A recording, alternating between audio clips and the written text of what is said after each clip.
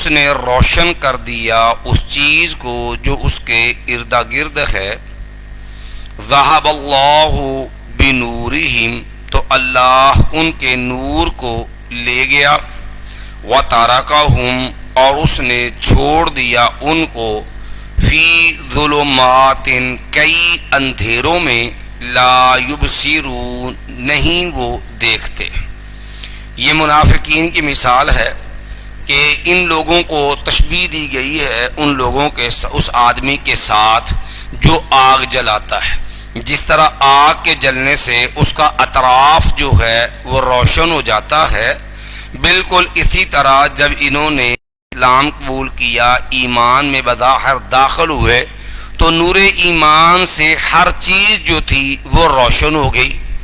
اور جب یہ لوگ جو ہے وہ نفاق میں لوٹے تو وہ نور ایمان جو تھا وہ ان سے چھن گیا، جس کے نتیجے کے اندر یہ لوگ وترکہم فی ظلمات، تو یہ جو اندھیرے ہیں یہ کفر کا، نفاق کا، شکوک و شبہات کے اندھیروں کے اندر بھٹکنے لگ گئے، گویا کہ اب ان کو نور ایمان وہ میسر نہیں ہے. تو ان کے آج جو ہے نور ایمان کو تشبیہ دی گئی آگ جلانے والے آدمی کے ساتھ، اور ان کے کفر و نفاق کو جو ہے وہ تشبیہ دی گئی ہے ایمان سے نکلنے کے ساتھ. اور یہ اندھیرے جو ہیں یہ بھی کفر، شکوک و شبہات اور کفر و نفاق کے اندھیرے ہیں.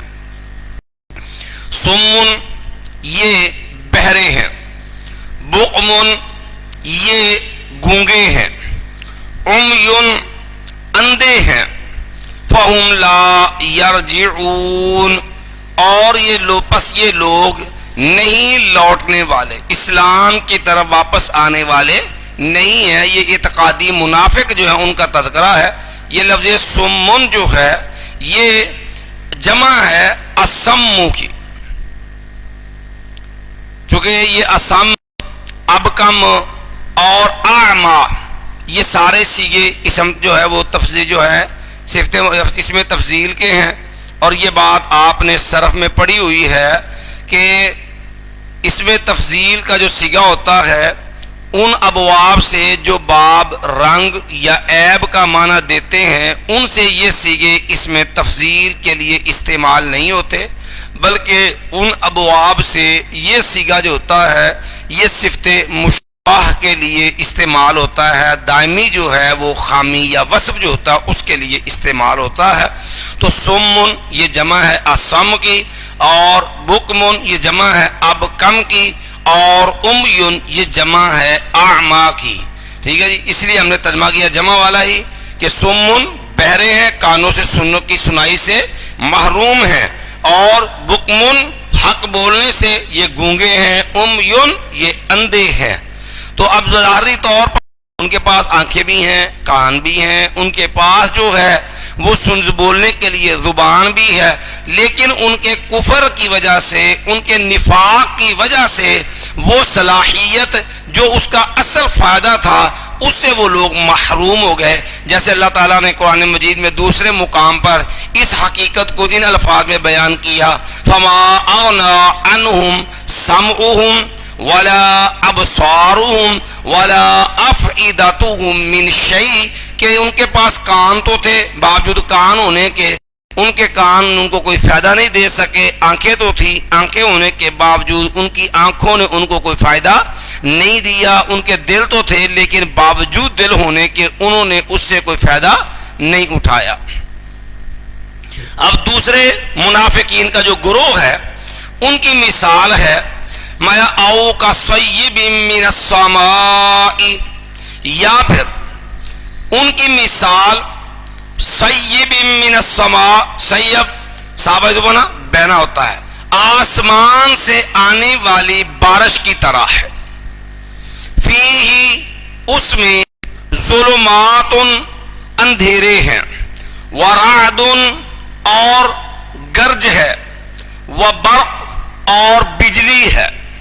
یجعلون وہ ڈال لیتے ہیں، اصابعہم، اصابع یہ اصبع ان کی جمع ہے، اور وہ ڈال لیتے ہیں اپنی انگلیاں اور یہ بات بھی یاد رکھیے کہ یہاں پر بھی جو ہے وہ کل بول کر کے جز مراد ہے، کیونکہ دیکھیے کان کے اندر پوری انگلی تو نہیں ڈالی جاتی، کان کے اندر تو صرف جو ہوتی ہے ایک پورا جو ہوتا ہے ان میلاتون جو ہے وہ پورا کا جو اس کا ایک حصہ جو ہے وہ کان میں داخل کیا جاتا ہے، اگرچہ لفظ جو ہے وہ اصابع ہے لیکن مراد اس سے ان میلا ہے، جسے کہا جاتا ہے کہ جز بول کے کل بول کے جز مراد لینا۔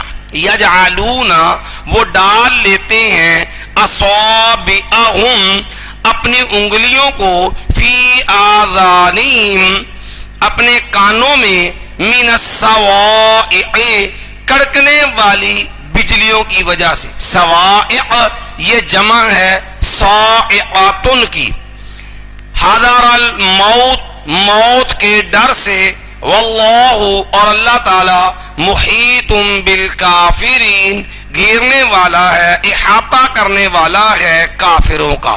یہاں منافقین کے دوسرا گروہ جو ہے اس کی مثال بیان ہوئی ہے کہ یہ لوگ جو ہے یہ اسلام میں آئے، یہ جو کصیب من السماء ہے نا، آسمان سے بارش، تو دیکھو جو کچھ بھی اگتا پیدا ہوتا ہے وہ بارش کے نتیجے کے اندر پیدا ہوتا ہے، تو یہ آسمانی بارش جو ہے اس کو تشبیہ دی گئی ہے دین اسلام کے ساتھ، کہ ان لوگوں کے پاس حق آ گیا، اسلام آ گیا، دین آ گیا، فیہ ظلماتن اس اسلام کے اندر جو ہے بارش ہے اس کے اندر کئی جو اندھیرے تھے، ورعد اور کڑک، وبرق اور بجلی، تو یہاں پر جو ہے یہ جو ظلمات ورعد یہ چیزیں ہیں وہ اسلام میں آنے کے بعد جو سختیاں، آزمائشیں، کڑے حالات اور پھر جو ہے آزمائشیں اور برق جو ہے جہادی احکام جس کے اندر اپنی جان قربان کرنی پڑتی ہے، اپنا مال قربان کرنا پڑتا ہے، تو یہ جو احکام ایسے تھے جو بظاہر جن کے اندر تکلیف اور مشکل کا سامنا ہے، ان امور کو، ان احکامات کو تشبیہ دی گئی ہے رعد و برق۔ چلیے تو میں ان کی مثال اس بارش کی ہے جو آسمان سے ہے، جس میں اندھیرے بھی ہیں اور جو ہے اس کے اندر گرج اور چمک بھی ہے، تو اندھیروں سے مراد وہ آزمائشیں، تکلیفیں، اور رعد اور برق سے مراد جو ہے وہ سختیاں، آزمائشیں، بالخصوص جہادی احکام جو جس کے اندر اسلام کے غلبے کے لیے قربانی کا معاملہ موجود ہے۔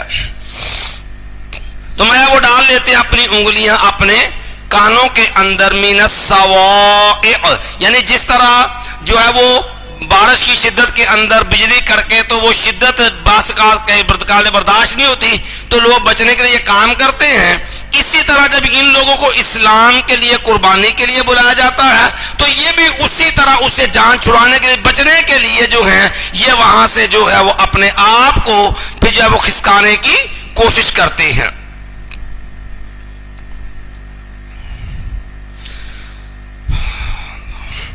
میں حذر الموت، موت کے ڈر سے، واللہ محیط بالکافرین، ما یکاد البرق یخطف ابصارہم، قریب ہے کہ بجلی وہ اچک لے ان کی آنکھوں کو۔ تو جس طرح بجلی ہوتی ہے وہ اگر تیز اپنی شدت سے پڑے تو انسان کی آنکھیں جو ہیں وہ ضائع ہو جائیں گی۔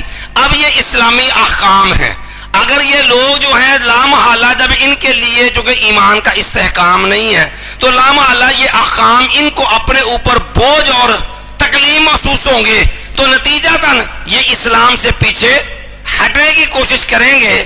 یکاد البرق یخطف ابصارہم، قریب ہے کہ بجلی وہ اچک لے ان کی آنکھوں کو، کلما اضاء لہم، جب بھی وہ بجلی جو ہے وہ روشنی کر دیتی ہے ان کے لیے، مشوا فیہ، وہ چل پڑتے ہیں اس کے اندر۔ تو روشنی سے مراد کہ جب یہ لوگ اسلام میں آئے ہیں، جس وقت اسلام کے نتیجے کے اندر عزت، دنیاوی مفاد، مال غنیمت اور دنیا کے فوائد ملتے ہیں تو تو یہ کہتے ہیں پھر اسلام کے ساتھ کھڑے ہو جاتے ہیں جناب اسلام جیسی تو نعمت ہی کوئی نہیں ہے، بلے بلے اسلام تو بڑا عظیم دین ہے، مشاؤ فی وہ چل پڑتے ہیں اس کے اندر۔ وَإِذَا أَظْلَمَ عَلَيْهِمْ اور جب وہ اندھیرا کر دیتا ہے ان پر، جب وہ سختی ازمائش، جب ان کے اوپر کوئی مشکل تکلیف آ گئی، اس کے اوپر کوئی جو ہے وہ کڑا معاملہ بن گیا، کوئی دینی احکام سخت آ گئے، تو قوموں یہ لوگ کھڑے ہو جاتے ہیں۔ یہ منافقین کے اسی گروہ کا تذکرہ ہے کہ جن جو اسلام کی بدولت ملنے والے فوائد پہ تو بڑا خوش ہوتا، لیکن جو ہی جو ہے اسلامی احکام جو ہے ان کے اندر کچھ جان مارنی پڑتی، قربانی دینی پڑتی، تو پھر یہ چیزیں ان کے لیے بڑی شاق گزرتی۔ اسی جیسے اللہ نے یہ مفہوم کہ منافقین کے اس گروہ کی نقشہ جو ہے نا دوسری جگہ پر بھی کہیں جب وَمِنَ النَّاسِ مَن يَعْبُدُ اللَّهَ عَلَى حَرْفٍ، کچھ لوگ ایسے ہیں جو اللہ کی بات کرتے ہیں ایک طرف ہو کر کے، ان اصابہ خیر اطمأن بہ، اگر تو کوئی مفاد ملتا ہے، کوئی فائدہ ملتا ہے، پھر تو یہ لوگ مطمئن ہو جاتے ہیں، اطمأن بہ۔ وَإِنْ أَصَابَهُ فِتْنَةٌ اور اگر کوئی آزمائش آ جائے، امتحان آ جائے، سختی آ جائے، انقلب علی وجہہ، تو پھر یہ منہ کے بل پلٹ جاتے ہیں، خسرت دنیا والآخرہ۔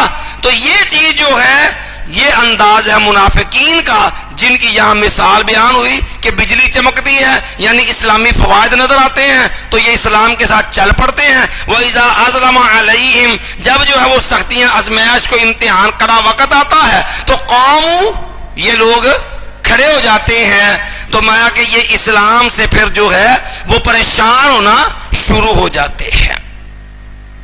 وَلَوْ شَاءَ اللَّهُ لَذَهَبَ بِسَمْعِهِمْ وَأَبْصَارِهِمْ اور اگر اللہ چاہتا وہ ضرور لے جاتا ان کے کانوں کو بھی اور ان کی آنکھوں کو بھی۔ ان اللہ علی کل شیء قدیر، بے شک اللہ تعالی ہی ہر چیز پر بہت زیادہ قدرت رکھنے والا ہے۔ یا ایھا الناس اعبدوا ربکم الذی خلقکم والذین من قبلکم لعلکم تتقون۔ میں یا ایھا الناس اعبدوا اے لوگو، اعبدوا تم عبادت کرو، ربکم اپنے رب کی، الذی خلقکم وہ رب وہ اللہ جس نے تم کو پیدا کیا، والذین من قبلکم اور ان لوگوں کو پیدا کیا جو تم سے پہلے تھے۔ یہ قرآن مجید میں اللہ رب العالمین نے توحید کا یہ انداز، توحید ربوبیت، اس کو مختلف انداز کے اندر بار بار دہرایا ہے، اور بلکہ اسی توحید ربوبیت کو توحید الوہیت کے لیے بطور دلیل بھی بیان کیا ہے۔ کیوں کہ یہ توحید ربوبیت کے اللہ ہی پیدا کرنے والا ہے، اللہ ہی پالنے والا ہے، وہی مالک ہے۔ یہ توحید کی وہ قسم تھی جس کے قائل مکے کے عرب کے مشرک اور کافر بھی تھے، وہ بھی مانتے تھے، جیسا کہ اللہ رب العالمین نے قرآن مجید میں کئی مقام پہ اس بات کو سورہ زخرف میں ہے وَلَئِن سَأَلْتَهُمْ مَنْ خَلَقَهُمْ، اے میرے نبی علیہ السلام اگر آپ ان سے یہ سوال کریں، ان سے پوچھیں من خلقہم، ان کو کس نے پیدا کیا ہے، لَيَقُولُنَّ اللَّهُ، یقیناً وہ ضرور یہ بات کہیں گے کہ پیدا کرنے والا کون ہے، اللہ۔ اس بات کا چونکہ اقرار اعتراف ان کو بھی ہے، اس لیے اس صفت کو اللہ نے بار بار جو ہے وہ توحید کے ضمن کے اندر بیان کیا ہے۔ لَعَلَّكُمْ تَتَّقُونَ، تاکہ تم جو ہے وہ پرہیزگار بن جاؤ۔ تو یہ تقویٰ کیا ہوتا ہے؟ یہ رمضان کے دن بھی جا رہے ہیں اور یہ چیز چونکہ یہاں پر پہلی دفعہ آئی ہے، باب تو یہ وقایقی جو اس کا جو مادہ اس کا واقعیوں ہی ہے، اور اسی سے باب افتعال ہے، لفظی معنی اس کا ہوتا ہے بچنا، لیکن اصل میں ہوتا ہے کہ ہر وہ چیز جو بھی اس کے لیے نقصان دہ ہے نا، اس سے اپنے دامن کو بچانا. جیسے اس والے سے بڑا معروف قول ہے کہ سیدنا عمر رضی اللہ عنہ نے کعب احبار سے پوچھا کہ مت تقوا، بھائی تقوا کیا ہوتا ہے؟ تو کہنے لگا امیر المومنین دیکھیں آپ کو کبھی ایسے علاقے سے گزرنے کا اتفاق ہوا ہو جہاں پر خاردار جھاڑیاں اور کانٹے ہوں، تو میں لگے وہ تو ہے، میں جس طرح وہاں سے گزرتے ہوئے جو ہے آپ اپنے دامن کو بچا کے چلتے ہیں نا، اسی طرح جو ہے دین اسلام پہ چلتے ہوئے ہمہ قسم کے جو ہے وہ منہیات اور ہمہ قسم کی جو چیزیں اسلام ایمان کے نقصان دہ ہیں ان سے اپنے دامن کو بچا کے چلنا جو ہے یہ تقویٰ ہے. کبیرہ تو کبیرہ ہے، مشکوک معاملات جو ہیں ان سے بھی بچ جانا ہے، اس چیز کا نام تقویٰ ہوتا ہے. میں الذی جعل لکم الارض فراشا، اللہ وہ ذات جس نے پیدا کیا، رب جو تمہارا بھی خالق، تم سے پہلے جو تمہارے باپ دادا جو پہلے دنیا میں آئے لوگ ان کا بھی خالق ہے. یہ وہی اللہ ہے جس نے بنایا تمہارے لیے زمین کو فراشن، بچھونا، کہ یہ زمین رہنے کے قابل نہیں تھی اور یہ زمین گول ہے. آپ کی جدید سائنس بھی یہ بات مانتی ہے، قرآن مجید میں بھی اللہ نے اس حقیقت کو وعدے کیا ہے کہ یہ ان تمید بکم الارض، کہ جب یہ زمین پیدا ہوئی تو اس کے اندر استقرار نہیں تھا، اللہ نے اس کو جو ہے وہ ٹھہرنے کے قابل کیا، اس کے اندر میخیں لگا دیں. مایا والسماء بناء، اور آسمان کو چھت بنا دیا. وَأَنزَلَ مِنَ السَّمَاءِ مَاءً، اور اس نے اتارا آسمان سے ماءً، کچھ پانی.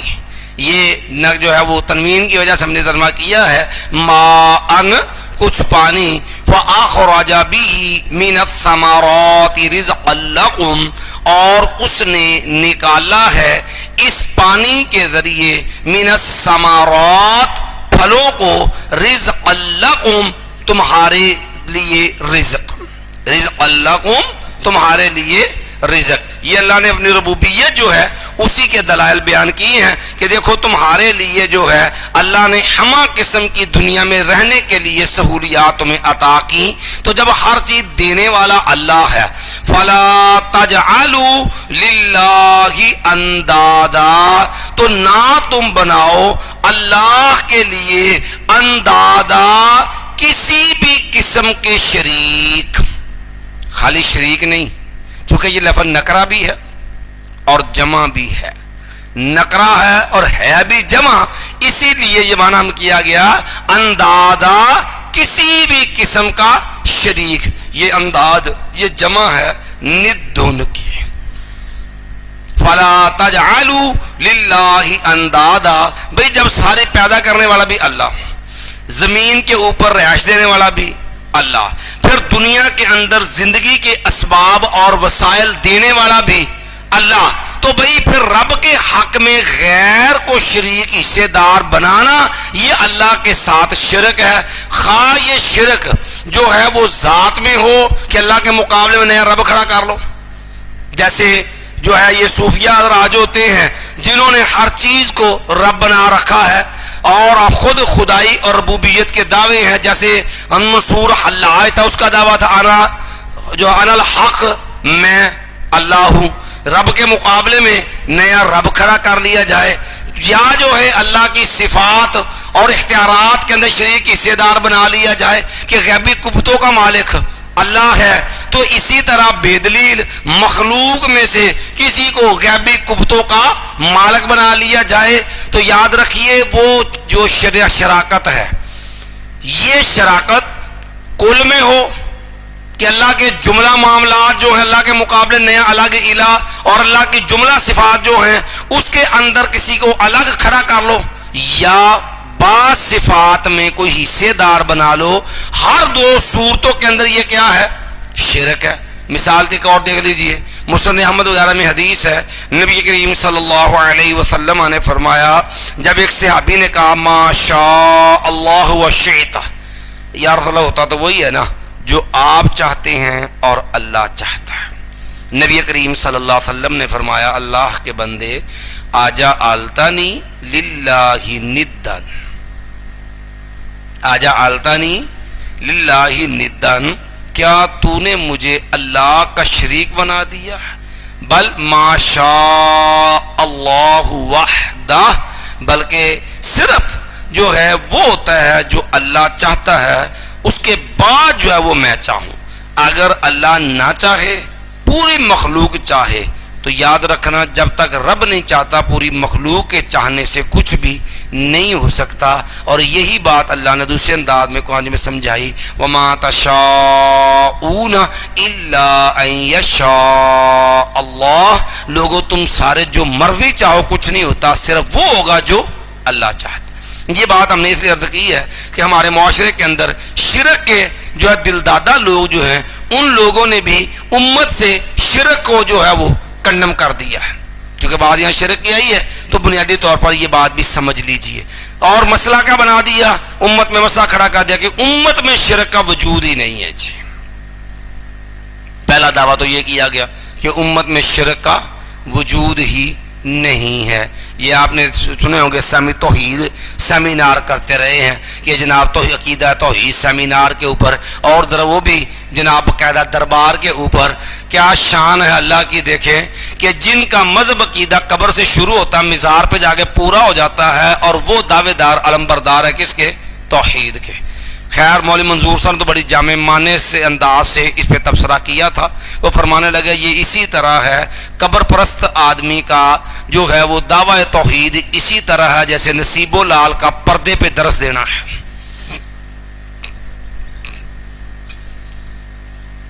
جتنی کہ وہ باحیا اور پردہ دار ہے وہ کسی سے مخفی نہیں ہے۔ ایک آدمی قبر سے اس کا مذہب شروع ہوتا ہے، دربار پہ جا کے اس کا مذہب مکمل ہوتا ہے، اور دعویٰ وہ کرے عقیدہ توحید کا، تو اس سے بڑا وہ ظلم کیا ہوگا؟ اس لیے انہوں نے کہہ دیا امت میں شرک ہی نہیں ہے جی۔ اللہ فلا تجعلوا للہ اندادا۔ او بھائی اگر امت میں شرک ہی نہیں تھا تو بھئی اللہ رب العالمین کو یہ مذمت کر رہی ہے، ترغیب دینے کی ضرورت کیا تھی پیغام کا کہ لا تجعلوا للہ اندادا، اللہ کے لیے شریک نہ بناؤ۔ اللہ کو یہ کہنے کی ضرورت کیا تھی ان اللہ لا یغفر ان یشرک بہ ویغفر ما دون ذلک لمن یشاء، بھئی اللہ شرک معاف نہیں کرے گا۔ امت میں جب شرک ہی نہیں ہے تو اللہ کو کیا ضرورت تھی یہ پیغام دینے کی من یشرک باللہ فقد حرم اللہ علیہ الجنہ، جو شرک کرے گا اللہ اس پر جنت کا کر دی حرام، کیونکہ قرآن یہ دین تو قیامت تک کے لیے ہے۔ جب امت میں ایک چیز کا وجود ہی ممکن نہیں تو بھائی پھر ان احکام کا مقصد کیا ہوا؟ پھر کہنے لگے نہیں جی امت میں شرک نہیں ہے، شرک اصغر ہے، اکبر نہیں ہے۔ جب دلائل سے معاملہ نہیں نہ بنا تو کہنے لگے شرک اکبر نہیں ہے، شرک اصغر ہے۔ او بھائی یہ بات شرک اکبر کہتے ہیں جی قیامت کے قریب ہوگا۔ اچھا قیامت کے قریب کب ہوگا؟ اے جی جب حالات بگڑ جائیں گے، اللہ کے نبی علیہ السلام کا ذوالخلصہ بت دوبارہ قائم کر دیا جائے گا۔ میں دوست قبیلے کی عورتوں کو دیکھ رہا ہوں، وہ ذوالخلصہ بت جو ہے نا اس کے گرد طواف کر رہی ہے، قرب قیامت ہوگا۔ امت میں پھر امت میں شرک نہیں ہے۔ حالانکہ دیکھا جائے تو یہ چیز بھی بدیہی طور پر غلط ہے۔ آپ اس کو اس انداز سے دیکھ لیں، یہ صحیح بخاری کتاب المعاندین وغیرہ نا آپ اس کو نکال لیجئے۔ سیدنا علی رضی اللہ عنہ نے کچھ لوگوں کو زندہ جلا دیا تھا، فتح الباری وغیرہ میں اس کی تفصیل مل جائے گی۔ اچھا بھائی کیوں جلایا تھا؟ کوفے کے اندر یہ لوگ جو تھے سبائی جو تھے، ان بدبختوں نے یہ کہنا شروع کر دیا کہ سیدنا علی رضی اللہ تعالی ہمارے رب اور خالق ہیں۔ جب یہ کہنا شروع کر دیا تو پھر کمبر غلام جو تھا نا اس نے آگے بتلایا، سیدنا علی رضی اللہ عنہ گئے اور ان کو ڈانٹا، فرمایا کہ بندے بن جاؤ، انسان بن جاؤ، باز آ جاؤ، وگرنہ میں تمہیں زندہ جلا دوں گا۔ جب یہ بات کہی تو وہ پہلے بد دماغ تھے، الٹی دماغ کے، وہ کہنے لگے اب تو ہمیں یقین ہو گیا کہ آپ ہی ہمارے رب ہیں، انت ربنا و خالقنا و رازقنا، آپ ہمارے رب بھی ہیں، خالق بھی ہیں، رازق بھی ہیں۔ تو سیدنا علی رضی اللہ نے پھر سمجھایا، جب نہیں باز آیا تو ان کو زندہ جلایا تھا۔ اب بتلائیے ذرا ٹھنڈے دل سے غور کیجئے، کیا بندے کے بارے میں، مخلوق کے بارے میں، کسی جو ہے وہ نیک اصالح آدمی کے بارے میں یہ دعویٰ کہ وہ رب بھی ہے، خالق بھی ہے، رازق بھی ہے، کیا اس چیز کے شرک ہونے میں کوئی شک ہے؟ کیا یہ شرک اصغر ہے یا اکبر ہے؟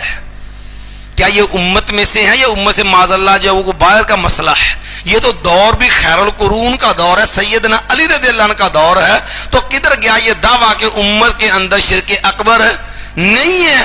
پھر امت کو اصل ہوا یہ کہ ان لوگوں نے نا پھر باطل طویلیں شروع کر دی کہ جناب اصل مسئلہ پتہ کیا ہے بھائی، شرک پتہ کب ہوتا ہے؟ شرک تب ہوتا ہے جب دو شرطیں پائی جائیں۔ جی وہ دو شرطیں کون سی ہیں؟ جی کہنے لگے نمبر ایک، کسی بھی ہستی کو واجب الوجود، کسی بھی ہستی کو واجب الوجود اور مستحق عبادت سمجھ کر اس کی عبادت بندگی پوجا کی جائے تو شرک ہوگا۔ اگر یہ دو چیزیں نہیں ہیں کہ آپ اس کو واجب الوجود نہیں مانتے، آپ اس کو مستحق عبادت نہیں سمجھتے، تو پھر وہ شرک نہیں ہے۔ تو یاران ملت نے تعریف کر دی کہ واجب الوجود کا مطلب کیا ہے؟ کہ یہ ہستی اپنے اپنے وجود میں، دنیا میں آنے میں، قائم ہونے میں کسی کی محتاج نہیں ہے، خود بخود سے قائم ہمیشہ سے، اور یہ صرف اللہ کا خاصہ۔ اچھا پھر نمبر دو، اس کو جو ہے اگر مستحق عبادت سمجھ کے جو ہے وہ معاملہ اس کے ساتھ عبادت والا کریں گے تو شرک ہے۔ اچھا اگر آپ مستحق عبادت سمجھ کے اس کی پوجا نہیں نہ کرتے تو وہ شرک نہیں ہے۔ حالانکہ یہ دونوں چیزیں بدیہی طور پہ غلط ہیں، اور آپ شاہ ولی اللہ رحمۃ اللہ علیہ کی حجت اللہ البالغہ پڑھ لیں، یہ دونوں اقسام توحید کی وہ ہیں جس میں مشرکین مکہ کو بھی اختلاف نہیں تھا، کیونکہ وہ بھی اپنے معبودوں کو واجب الوجود بھی نہیں مانتے تھے، وہ اپنے معبودوں کو مستحق عبادت بھی نہیں سمجھتے تھے۔ اس کا مطلب کیا ہوا کہ یاران ملت کے نزدیک ابو جہل بھی مشرک نہیں تھا، ابو لہب بھی مشرک نہیں تھا۔ کیوں؟ وہ واجب الوجود نہیں مانتے تھے۔ آپ قرآن مجید میں پڑھ لیجئے، ان سے پوچھ سے آپ قرآن مجید پڑھیں گے تو قرآن مجید کے اندر واضح ہے کہ جن کی بھی تم عبادت کرتے ہو یہ جو ہے لا یخلقون شیئا وہم لا یخلقون شیئا وہم یخلقون، بھئی وہ کچھ پیدا نہیں کرنے پہ قادر، وہ تو خود کیا ہیں؟ پیدا کیے گئے ہیں۔ اب قرآن یہ حقیقت بیان کرتا ہے کہ وہ تو مخلوق ہیں، پیدا ہوئے ہیں، تو بھئی جو پہلے نہیں تھا بعد میں آیا وہ واجب الوجود تو نہیں ہو سکتا۔ چلو مستحق عبادت والا مسئلہ بھی دیکھ لیتے ہیں۔ اب دیکھیے سورۃ زمر میں آپ چلے جائیے، جو ہے وہ لوگ یہ بات صاف کہتے تھے ما نعبدہم الا لیقربونا الی اللہ زلفا، کہ یہ ہستیاں جن کی ہم اللہ کے علاوہ بندگی عبادت کرتے ہیں، ہم وہ اس کو مستحق عبادت نہیں سمجھتے کہ یہ حقدار ہیں عبادت کے۔ ما نعبدہم الا لیقربونا الی اللہ زلفا، ہم تو اس لیے ان کی بات کرتے تاکہ یہ ہمیں اللہ کے کیا کر دیں؟ قریب کر دیں۔ وہ بھی سمجھتے تھے کہ یہ اصل اس بات کا حقدار کون ہے؟ اللہ، لیکن یہ ہستیاں مقرب ہیں، یہ اللہ کا ان کو قرب حاصل ہے، لہذا یہ ہمیں بھی رب کے کیا کر دیں گے؟ قریب۔ جیسے ہمارے پنجابی کہتے ہیں ساڈی سندا نہیں تے انہاں دی موڑدا نہیں، ساڈی اے دے اگے تے اے دی او دے اگے۔ ما نعبدہم الا لیقربونا الی اللہ زلفا، اب نہ تو وہ واجب الوجود سمجھتے ہیں اپنے معبودوں کو، نہ وہ ان کو مستحق عبادت سمجھتے ہیں، تو یاران ملت کی تعریف کے تحت تو وہ بھی مشرک۔ خدا گنجے کو ناخن نہ دے، دے تو موت تو دے، لیکن یہ ادا نہ دے کہ ابو لہب اور ابو جہل اینڈ کمپنی بھی ان کی خود ساختہ تعریف پہ وہ بھی شرک سے کیا ہو گئے؟ محفوظ ہو جاتے ہیں۔ تو فلا تجعلوا للہ اندادا، تو یہ آپ جز میں ہو یا کل میں؟ جز کی مثال ہم نے آپ کو دے دی کہ جس طرح جو ہے وہ صحابی نے کہا دیا ما شاء اللہ وشئت، آقا ہوتا تو وہی ہے جو اللہ چاہتا ہے اور آپ چاہتے ہیں، اور امت میں وجود کی دلیل بھی۔ اب مسئلہ یہ آ گیا کہ نظریہ یہ آیا کہاں سے؟ یہاں بھی ایک دھوکہ ہے، وہ بھی ہم تھوڑی سی وضاحت کے دیتے ہیں۔ صحیح بخاری کے اندر حدیث ہے، نبی کریم صلی اللہ علیہ وسلم نے فرمایا ما اخاف علیکم ان تشرکوا بعدی، مجھے اب تم سے یہ خطرہ نہیں ہے کہ تم میرے بعد مشرک ہو جاؤ گے، ولکنی اخاف علیکم अन तुबसता अलैकुम दुनिया कमा बुसितत अला मन काना क़ब्लकुम फतनाफसूहा फतुहलिककुम कमा अहलकतहुम। लेकिन मुझे ख़तरा इस बात का है, अल्लाह तुम पे दुनिया की फरावानी कर देगा, तुम्हारे पास दुनिया की कुशादगी होगी, बहुत ज़्यादा तुम्हें दुनिया का माल खुला मिलेगा, और उसका नुकसान ये होगा कि तुम्हारी महब्बत रग़बत माल में बढ़ जाएगी। ये माल फिर तुम्हें हलाक तबाह करेगा, बर्बाद करेगा, जिस तरह इस माल ने पहले उम्मतियों को, लोगों को बर्बाद किया।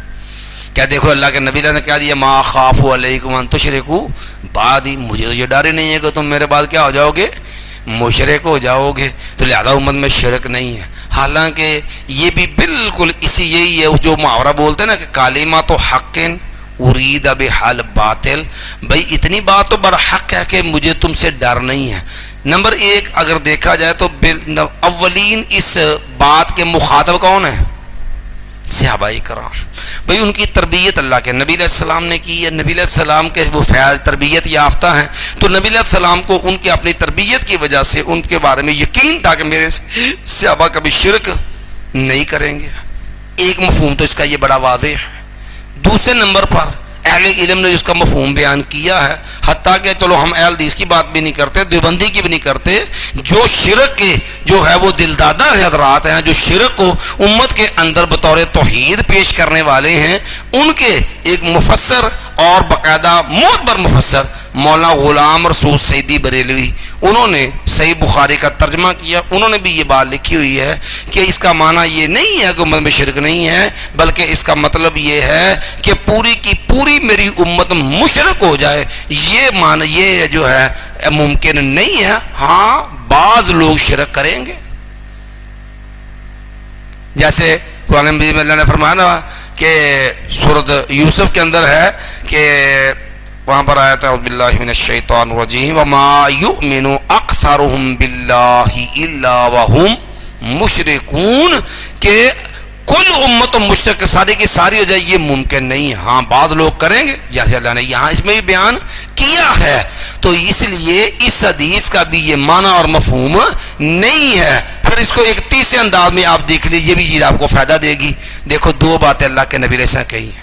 पहली बात कही कि मुझे ये डर नहीं है कि तुम मेरे बाद मुशरिक हो जाओगे, मुझे ख़तरा क्या है कि मेरे बाद तुम पे दुनिया की फरावानी होगी, तुम दुनिया में रग़बत करोगे, दुनिया तुम्हें हलाक करेगी।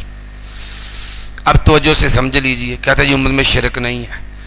जिस तरह ये कहा कि मुझे डर नहीं कि मुशरिक हो जाओ, दूसरा डर था कि नहीं कि दुनिया की फरावानी से हलाक हो जाओगे। क्या सारी उम्मत दुनिया की फरावानी में पढ़ करके क्या वो दीन से बेगाना हो गई?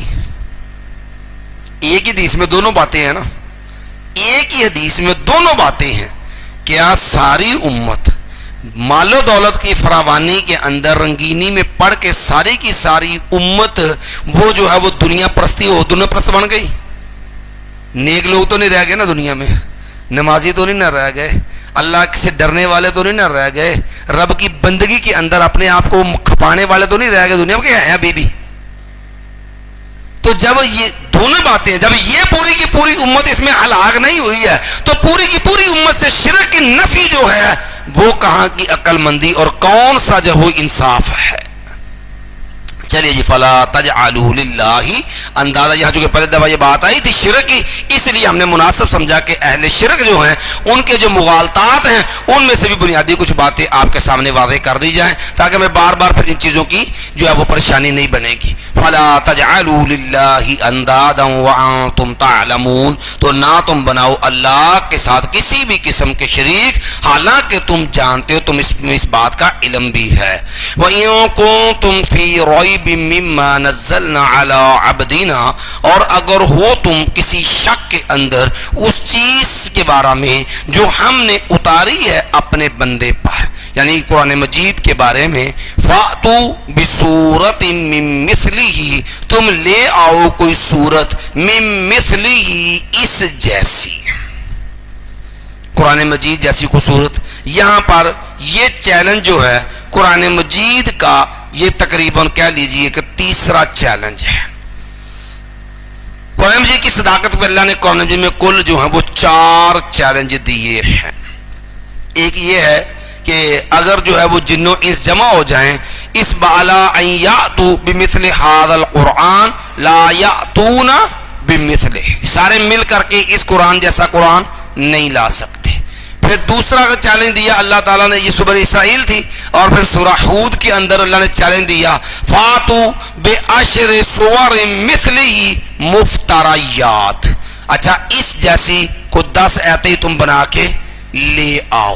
پھر تیسرا چیلنج دیا جو سورت یونس کے اندر ہے فاتو بسورۃ مثلہ، یہ سورہ یونس میں جو چیلنج یہاں پر ہے نا کہ وَإِن كُنتُمْ فِي رَيْبٍ مِّمَّا نَزَّلْنَا عَلَىٰ عَبْدِنَا فَأْتُوا بِسُورَةٍ مِّن مِّثْلِهِ، یہی چیلنج اس سے قبل مکی سورت سورہ یونس کے اندر ہے فَأْتُوا بِسُورَةٍ مِّثْلِهِ، ملوا کہ یہاں پر یہ چیلنج دوبارہ دہرایا گیا ہے، مکے کے اندر بھی یہ چیلنج دیا گیا ہے لیکن یہاں پر اس چیلنج کو دوبارہ دہرا دیا گیا ہے۔ اسی لیے چوتھا چیلنج بعض اہل نے یہ بھی لکھا ہے کہ فَلْيَأْتُوا بِحَدِيثٍ مِّثْلِهِ، کہ اس جیسی کو ایک آیت ہی جو ہے وہی تم لے آؤ۔ تو یہ جو ہے قرآن مجید کی صداقت اور قرآن مجید جو ہے اس کی حقانیت کا بیان ہے۔ فَأْتُوا بِسُورَةٍ، تم لے آؤ کوئی ایک سورت مِن مِثْلِهِ اس جیسی، وَادْعُوا شُهَدَاءَكُم مِّن دُونِ اللَّهِ، اور تم بلاؤ اپنے گواہوں کو من دون اللہ، اللہ کے علاوہ۔ یہاں پر ایک بات آپ نے سمجھنی ہے، تفصیل ہم انشاءاللہ آگے جا کے عرض کر دیں گے کہ یہاں پر لفظ ہے من دون اللہ۔ ہمارے ہاں معاشرے کے اندر اہل بدعت اہل شرک ان کے اندر ایک بیماری یہ بھی ہے، چونکہ شرک کے اوپر ہی پرورش ہے، شرک کے اوپر ہی سارا روٹی روزی کا دار و مدار ہے، اس لیے اب ان لوگوں کو طویلات کی فکر ہوتی ہے۔ جب بھی آپ توحید بیان کریں گے، آپ شرک کی مذمت کریں گے، آپ آیت پڑھیں گے من دون اللہ سے متعلقہ، وہ کہہ دیں گے دیکھیں جی یہ تو بتوں والی آیتیں ہیں اور آپ ولیوں پہ فٹ کر رہے ہیں، آیتیں بتوں والی ہیں، فٹ گر پہ کر رہے ہیں ولیوں کے اوپر۔ حالانکہ پہلی بات یہ ہے کہ یہ دون جو ہے نا یہ فوق کی ضد ہے۔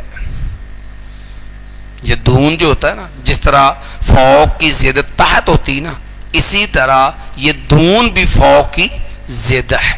فوق ہوتا ہے کہ اس سے کسی سے اوپر جو چیز ہو، اور دون ہوتی ہے جو اس سے نیچے۔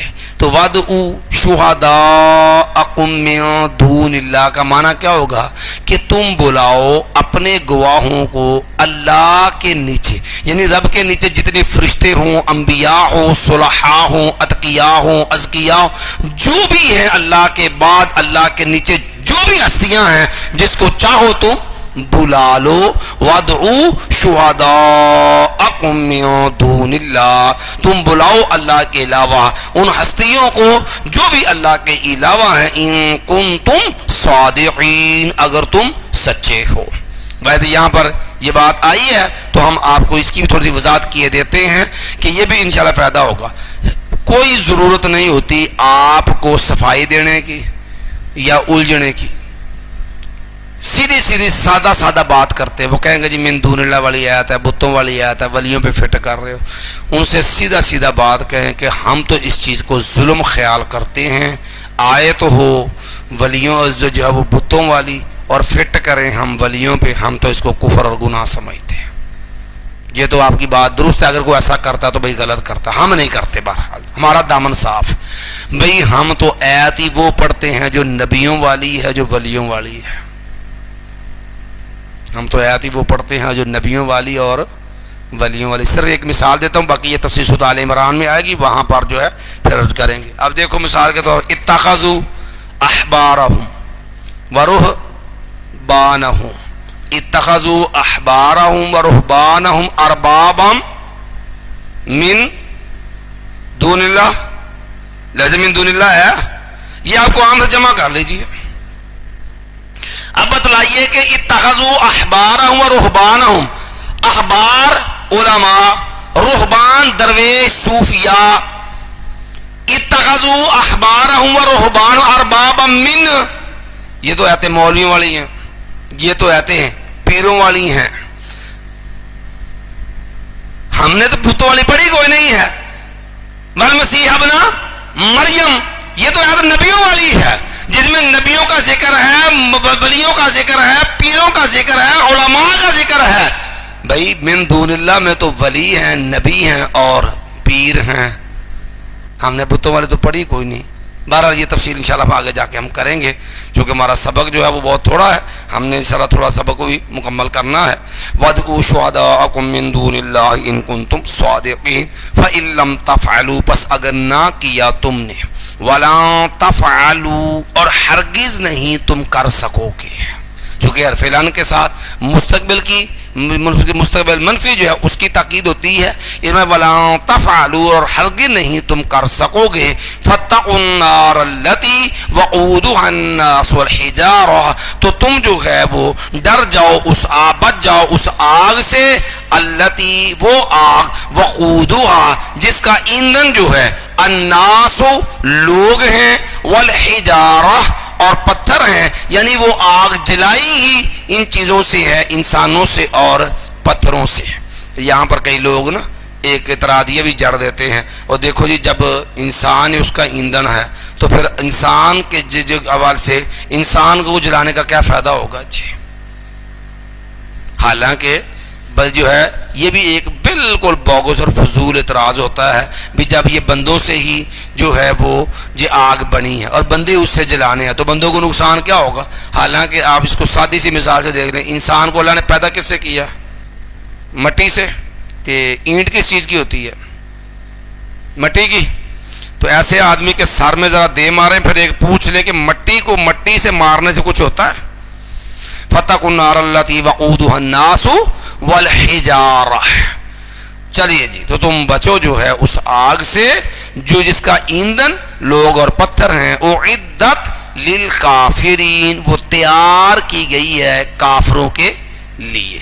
اب یہاں پر یہ بات بھی واضح ہو گئی قرآن مجید سے کہ جہنم اللہ نے پیدا کر دی ہوئی ہے, کیونکہ یہاں لفظ ہے ماضی کے ساتھ اللہ کے اُعِدَّتْ لِلْكَافِرِينَ وہ تیار کی گئی ہے کن کے لیے؟ کافر. یہ نہیں کہ تیار ہوگی, یہ نہیں کہا اللہ نے, اُعِدَّتْ وہ تیار کر دی گئی ہے کن کے لیے؟ للکافرین کافروں کے لیے. تو اللہ نے جہنم جو ہے وہ پیدا کر رکھی ہے, جنت بھی پیدا کر دی ہے اور جہنم بھی پیدا کر دی ہوئی ہے. ہاں فرق اتنا ہے, جنت ساتوں آسمانوں سے اوپر جو ہے وہ اللہ کے عرش کے نیچے ہیں جنتیں, اور سب سے اعلیٰ جنت الفردوس جس کے اوپر اللہ کا عرش ہے, اور جہنم یہ زمین کے نیچے ہے. چلیے, وَبَشِّرِ الَّذِينَ آمَنُوا وَعَمِلُوا الصَّالِحَاتِ اور آپ خوشخبری دے دیجئے ان لوگوں کو آمنو جو ایمان لائے, وَعَمِلُوا الصَّالِحَاتِ اور انہوں نے عمل کیے نیک. اب توجہ, ہم نے پیچھے جب ایمان کی بات آئی تو بتلایا تھا کہ ایمان 3 چیزوں سے مرکب ہوتا ہے, اقرار باللسان وتصدیق بالقلب وعمل بالجوارح. زبان سے اقرار, دل میں یقین, اس کے مطابق کیا ہو؟ عمل ہو. اب یہاں پر اللہ تعالیٰ نے عمل کا جو ہے وہ عطف ڈالا ہے کس پر؟ ایمان پر. یہاں پر ہمارے ہاں بعض لوگ جو ہیں جو اس بات کے قائلین نہیں ہیں کہ عمل ایمان کا حصہ ہے, وہ لوگ جو ہے جو جہاں جو ہے کہہ دیجئے یہ مرجیہ جو ہیں, جیسے کہ ہمارے یہاں حنفیہ ہیں, یہ جو ہے لوگ اس بات کے قائل ہیں کہ عمل جو ہے وہ ایمان میں داخل نہیں ہے. اور پھر اس کے اندر اس قدر تشدد کی کئی اقسام بھی ہیں جنہوں نے یہاں تک بھی لکھا بعد نے, ایمان و بی بکرن و ایمان و ابلیس شیء واحد, کہ ایمان صرف اقرار کا نام ہے, یہ ایمان صرف معرفت کا نام ہے, عمل ایمان میں شامل نہیں ہے. ہر 2 مرجئہ کی اقسام جو ہیں ان کے نزدیک یہی ہے کہ عمل ایمان کا حصہ نہیں ہے. لہذا جو ہے وہ جب عمل ایمان کا حصہ نہیں ہے تو بھئی اقرار اگر ایمان ہے تو جس نے بھی اقرار کیا ہے وہ مومن ہے اور ایک درجے کا مومن ہے, ان کے ایمان میں کوئی درجہ بندی نہیں ہے جس کو انہوں نے اس لفظوں سے واضح کیا, ایمان و بی بکر و ایمان و ابلیس شیء واحد, قال ابو بکر یا رب وقال ابلیس یا رب. کہ ابلیس اور ابوبکر کا ایمان ایک جیسا الیاذ باللہ. اور کہتے ہیں جناب ابوبکر رضی اللہ نے بھی کہا میں جو ہے قال ابوبکر یا رب، اور ابلیس نے بھی کہا یا رب. یہ بات جو ہے وہ آپ کو تری جو ہے وہ مل جائے گی جو ہے السنہ امام عبداللہ بن احمد بن حنبل رحمہ اللہ ان کی کتاب السنہ کے اندر بھی صحیح سند کے ساتھ یہ قول بعض الناس کا مل جائے گا.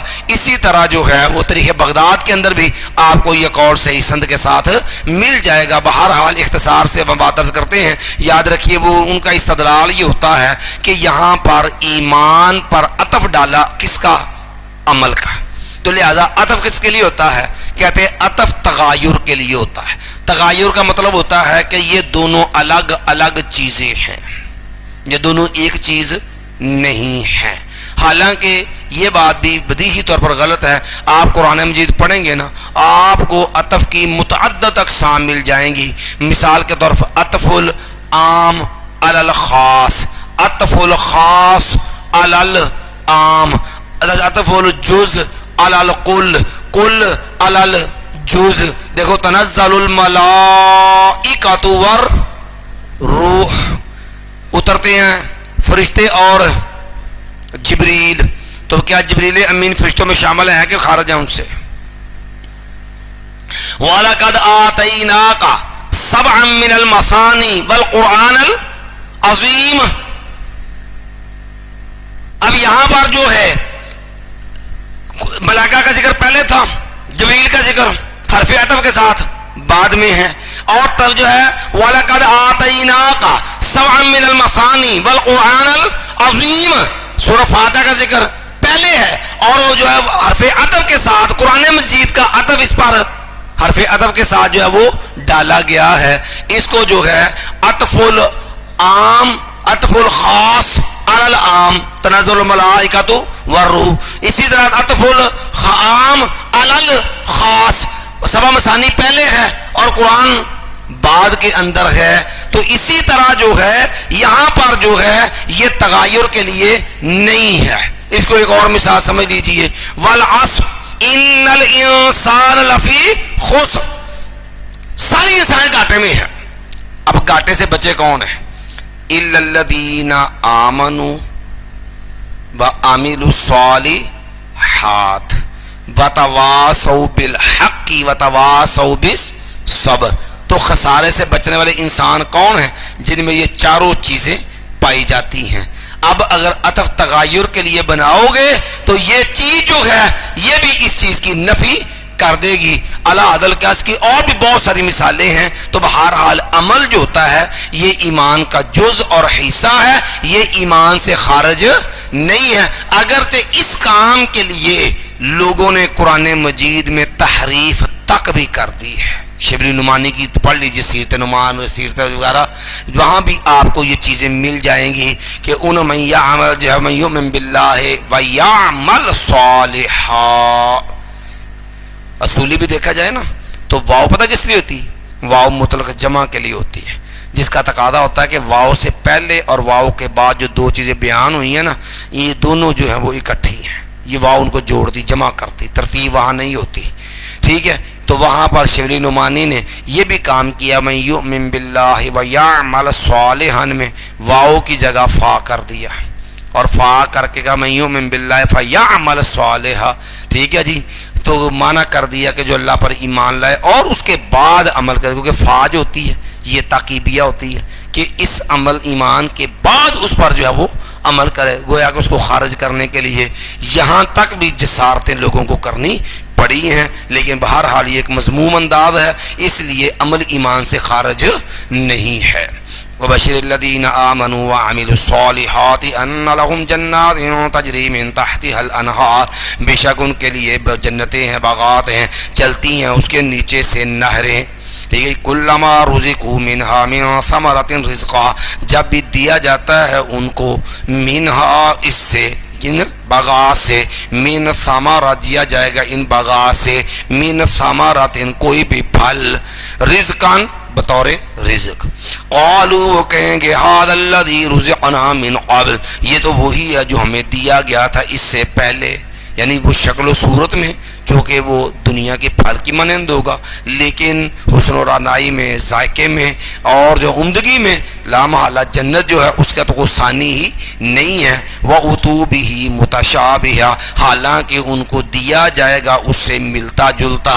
وَلَهُمْ فِيهَا أَزْوَاجٌ مُطَهَّرَةٌ، اور ان کے لیے اس میں بیویاں ہوں گی نہایت پاک بیویاں، بہت زیادہ پاک بیویاں کہ جن کے اندر کسی بھی قسم کی خامی اور معاملہ نہیں ہوگا، نہ کوئی حیض کا معاملہ، نہ کوئی نفاس کا معاملہ، نہ کوئی بول و براز کا معاملہ، اسی کا جی نہ ہی جو ہے وہ تھوک اور ریڑھ کا کوئی معاملہ، نہ ہی جو ہے وہ ظاہری اغلاظتیں، نہ ہی قلبی کو بیماریاں ہوگی، بغض کی، نہ حسد جو ہے، اس قسم کی جو روحانی بیماریاں ہیں ان سے بھی وہ ساری پاک ہوں گی۔ وَلَهُمْ فِيهَا أَزْوَاجٌ مُطَهَّرَةٌ، اور ان کے لیے بیویاں ہوں گی اس میں نہایت پاک۔ وَهُمْ فِيهَا خَالِدُونَ، اور وہ اس میں ہمیشہ جو ہے وہ رہیں گے۔ یہ جنت مستقل ابدی ہے، اس کو کبھی بھی فنا اور اختتام نہیں ہے، اور یہ عملاً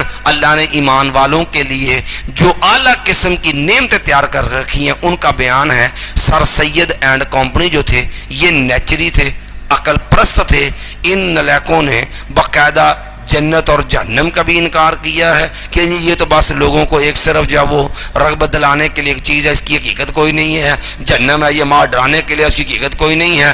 ہر وہ چیز جو ان کی عقل کے منافی تھی نا، اس چیز کا انہوں نے انکار کیا ہے۔ اور سر سید احمد خان اگرچہ دنیاوی اعتبار سے اس کا ایک نام چرچا ہے کہ جناب اس نے بڑی خدمات دی، لوگوں میں دینی دنیاوی تعلیم کا شعور بیدار کیا، بدترین قسم کا جو ہے بدبخت گمراہ انسان تھا، اور قرآن کی تفسیر لکھنے بیٹھا 15 پاروں پہ مشتمل، یہ 15 پاروں تک لکھ سکا تھا کہ اللہ نے جو ہے اس کا خطا صاف کر دیا، اور اس بدبخت نے اس تفسیر کے اندر جو ہے وہ ملائکہ کا بھی انکار، جنات کا بھی انکار، جنت کا بھی، جہنم کا بھی، اور باطل طویلیں مقصد شروع کیا تھا کہ قرآن اور بائبل وغیرہ جو ہے سابقہ آسمانی کتابیں ان میں موافقت پیدا کرے، نتیجہ تن ان کو اصل بنا کر کے قرآن کی تحریفات پہ اترے، اور عقل کی بنیاد پر اپنی جو ہے وہ ناقص عقل کی کسوٹی کو معیار بنا کر کے وہ تمام معاملات جو بظاہر اس کی عقل کے منافی تھے ان کا انکار کر دیا۔ یہ 15 پاروں کی اس کی تفسیر ہے اور یہ مل جاتی ہے مارکیٹ سے۔ چلیے جی، ان اللہ لا یستحی ان یضرب مثلا ما بعوضۃ فما فوقها، بے شک اللہ تعالیٰ نہیں شرماتا بیان کرنے سے مثلا کوئی بھی مثال، ما بعوضۃ جو مچھر کی ہے، فما فوقها پر جو اس سے اوپر ہے، وہ مکھی ہو یا مکڑی ہو، اللہ کسی بھی چیز کی مثال بیان کرنے سے شرماتا اور جھجکتا نہیں، کیونکہ اصل چیز لوگوں کی اصلاح ہے، اصل چیز لوگوں کو حقیقت حال سمجھانا ہے۔ تو بھئی جس چیز کے لیے جون سی چیز مناسب ہے ان کی حالت کے مطابق ہے تو اس کی عکاسی یا اس کی وضاحت اسی کے ساتھ کرنی ہے، یہ چیز کوئی نقص اور عیب نہیں ہے۔ اب دیکھو نا قرآن مجید میں کتنی صورتیں ہیں جن کے نام انہی چیزوں کے اوپر ہیں، مثال کے سورۃ النمل، نمل کسے کہتے ہیں؟ چیونٹی کو، ٹھیک ہے، جہاں اللہ رب العالمین نے وہ چونٹیاں جو ہیں ان کی خیر خواہی کو بیان کیا، قالت نملۃ ایھا النمل ادخلوا مساکنکم لا یحطمنکم سلیمان وجنودہ وهم لا یشعرون۔ اسی طرح جو ہے اللہ نے شرک کی مثال میں سورۃ العنکبوت ہے، اور عنکبوت کا معنی کیا ہوتا ہے؟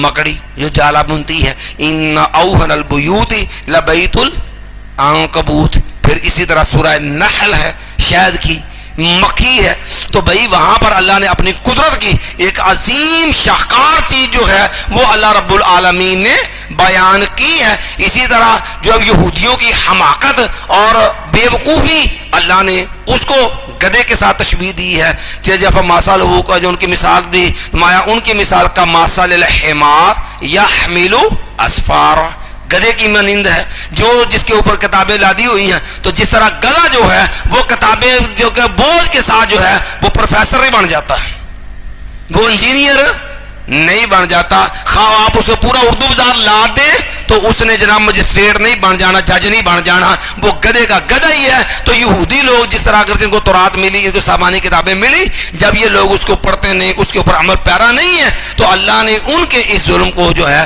ان کی حماقت کو گدھے سے تشبیہ دی ہے. اسی طرح بد عمل جو دین سے کھسک جائے, ٹھیک ہے, ان لوگوں کو اللہ نے کتے کے ساتھ ان کی مثال دی ہے کہ اس ماسلہ کا ماسل قلب, ان کی مثال کس کی مثال ہے؟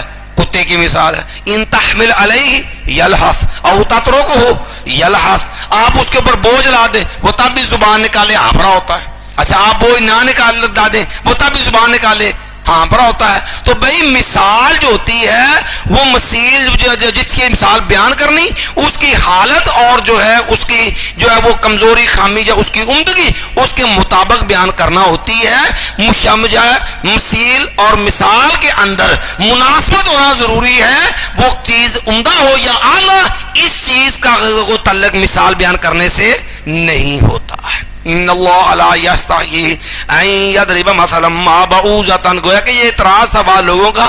دیکھیں آپ کہتے ہیں قرآن اللہ کا کلام ہے, تو بھئی اللہ کا کلام ہے, پھر یہ گھٹیا اور حقیر چیزیں چھوٹی چھوٹی, پھر ان چیزوں یہ باتیں اللہ کے کلام میں کیا لینے آ گئی, یہ یہاں کیوں بیان ہوئی ہیں؟ تو میں ان اللہ لا یستحیی ان یضرب مثلا ما بعوضۃ فما فوقها, بے شک اللہ تعالیٰ نہیں شرماتا جب بیان کرنے سے کوئی بھی مثال, یعنی کوئی مثال بیان کر اللہ کو جھجک نہیں ہے. وما جما بعوضۃ, جو مچھر کی ہے, فما فوقها, یا اس سے اوپر ہے. اچھا ویسے ایک بات اور بھی سیکھے, لوگوں کو نا یہ باتیں اس وقت بری لگتی ہیں جب انہوں نے نا اپنے مزاج کے خلاف, جب اپنے مزاج کے موافق ہو نا, تو پھر ایسی گھٹیا چیز جو ہوتی ہے نا, پھر اس کی شناعت قباحت بھی لوگوں کو بری نہیں لگتی ہے. کبھی آپ لوگوں کو تجزیہ کر کے دیکھ لیں, مکھی ہے نا, نبی علیہ السلام کے اذا واقع الذباب فی اناء احدکم فی شراب احدکم فلیغمسہ, بھائی تمہارے کسی کے پینے والی چیز میں نا مکھی گر جائے نا, تو اس کو ڈبو کے نکال دو. فَإِنَّهُ يَتَّقِي بِإِحْدَى جَنَاحَيْهِ, وہ کرتی ہے, وہ جب گرتی ہے نا تو وہ ایک پر کے بل اپنے آپ کو گراتی ہے اور اس کے اپنے آپ کو بچاتی ہے. اس کے ایک پر میں بیماری ہوتی ہے, دوسرے میں شفا ہوتی ہے. کسی کے دودھ کے گلاس میں چائے کے کپ میں گر جائے نا, تو لوگوں کی کراہت اور نفرت کا انداز دیکھنا, چائے پھینک دیں گے, پئیں گے, کیوں؟ مزاج نہیں. تو دیسی گھیو میں گر جائے تو کیا خیال ہے, گرا دیں گے؟ اب مکھی گرے گی تو چیز تو وہی ہے نا جو چائے کے کپ میں گری تھی, وہاں تو آپ نے کپ پھینک دیا تھا. اب دیسی گھی میں گری ہے تو اب مکھی پھینکی, اب گھی نہیں پھینکا. اس کی وہ شناعت اور وہ قواعد کدھر گئی ہے؟ تو لوگوں کو چیزیں اسی وقت بری لگتی ہیں جب اپنے جو ہے وہ مزاج یا اپنے جو ہے مفاد کے خلاف ہوتی ہیں. جس وقت وہی چیز اپنے مزاج یا مفاد کے حق میں ہو تو پھر وہ بری چیز, اس کی برائی بھی ختم ہو جاتی ہے یا وہ بھی حقیر ہو جاتی ہے. چلیے جی, فَأَمَّا الَّذِينَ آمَنُوا, پس وہ لوگ جو ایمان لائے, فَيَعْلَمُونَ أَنَّهُ الْحَقُّ, وہ جانتے ہیں یقیناً وہی حق ہے. کہ اللہ نے بیان کیا اصل حق وہی چیز ہے, حق ہے ان کے رب کی طرف سے. یہاں پہ ہم نے حسر والا کیا, وہی حق ہے. چونکہ مبتدا اور خبر دونوں معرفہ آ جائیں تو تب بھی معنی حسر کا پیدا ہو جاتا ہے. وَأَمَّا الَّذِينَ كَفَرُوا, اور یقیناً وہ لوگ جنہوں نے کفر کیا, فَيَقُولُونَ, وہ کہتے ہیں, مَاذَا أَرَادَ اللَّهُ بِهَذَا مَثَلًا, کیا ارادہ رکھتا ہے اللہ تعالیٰ اس چیز کو بطور مثال بیان کر کے, يُذِلُّ بِهِ كَثِيرًا, وہ گمراہ کر دیتا ہے اس کے ساتھ بہت سارے لوگوں کو, وَيَهْدِي بِهِ كَثِيرًا, اور ہدایت دیتا ہے اس کے ساتھ بہت سارے لوگوں کو. چیز امتحان ہوتی ہے, لوگ اپنے غلط مزاج کی وجہ سے کئی لوگوں کو وہ چیز فائدہ دے جاتی ہے, کئی لوگوں کو ہوتی ہے نقصان دے دیتی ہے. وَمَا يُضِلُّ بِهِ إِلَّا الْفَاسِقِينَ, اور نہیں وہ گمراہ کرتا اس کے ساتھ مگر نافرمانوں کو ہی.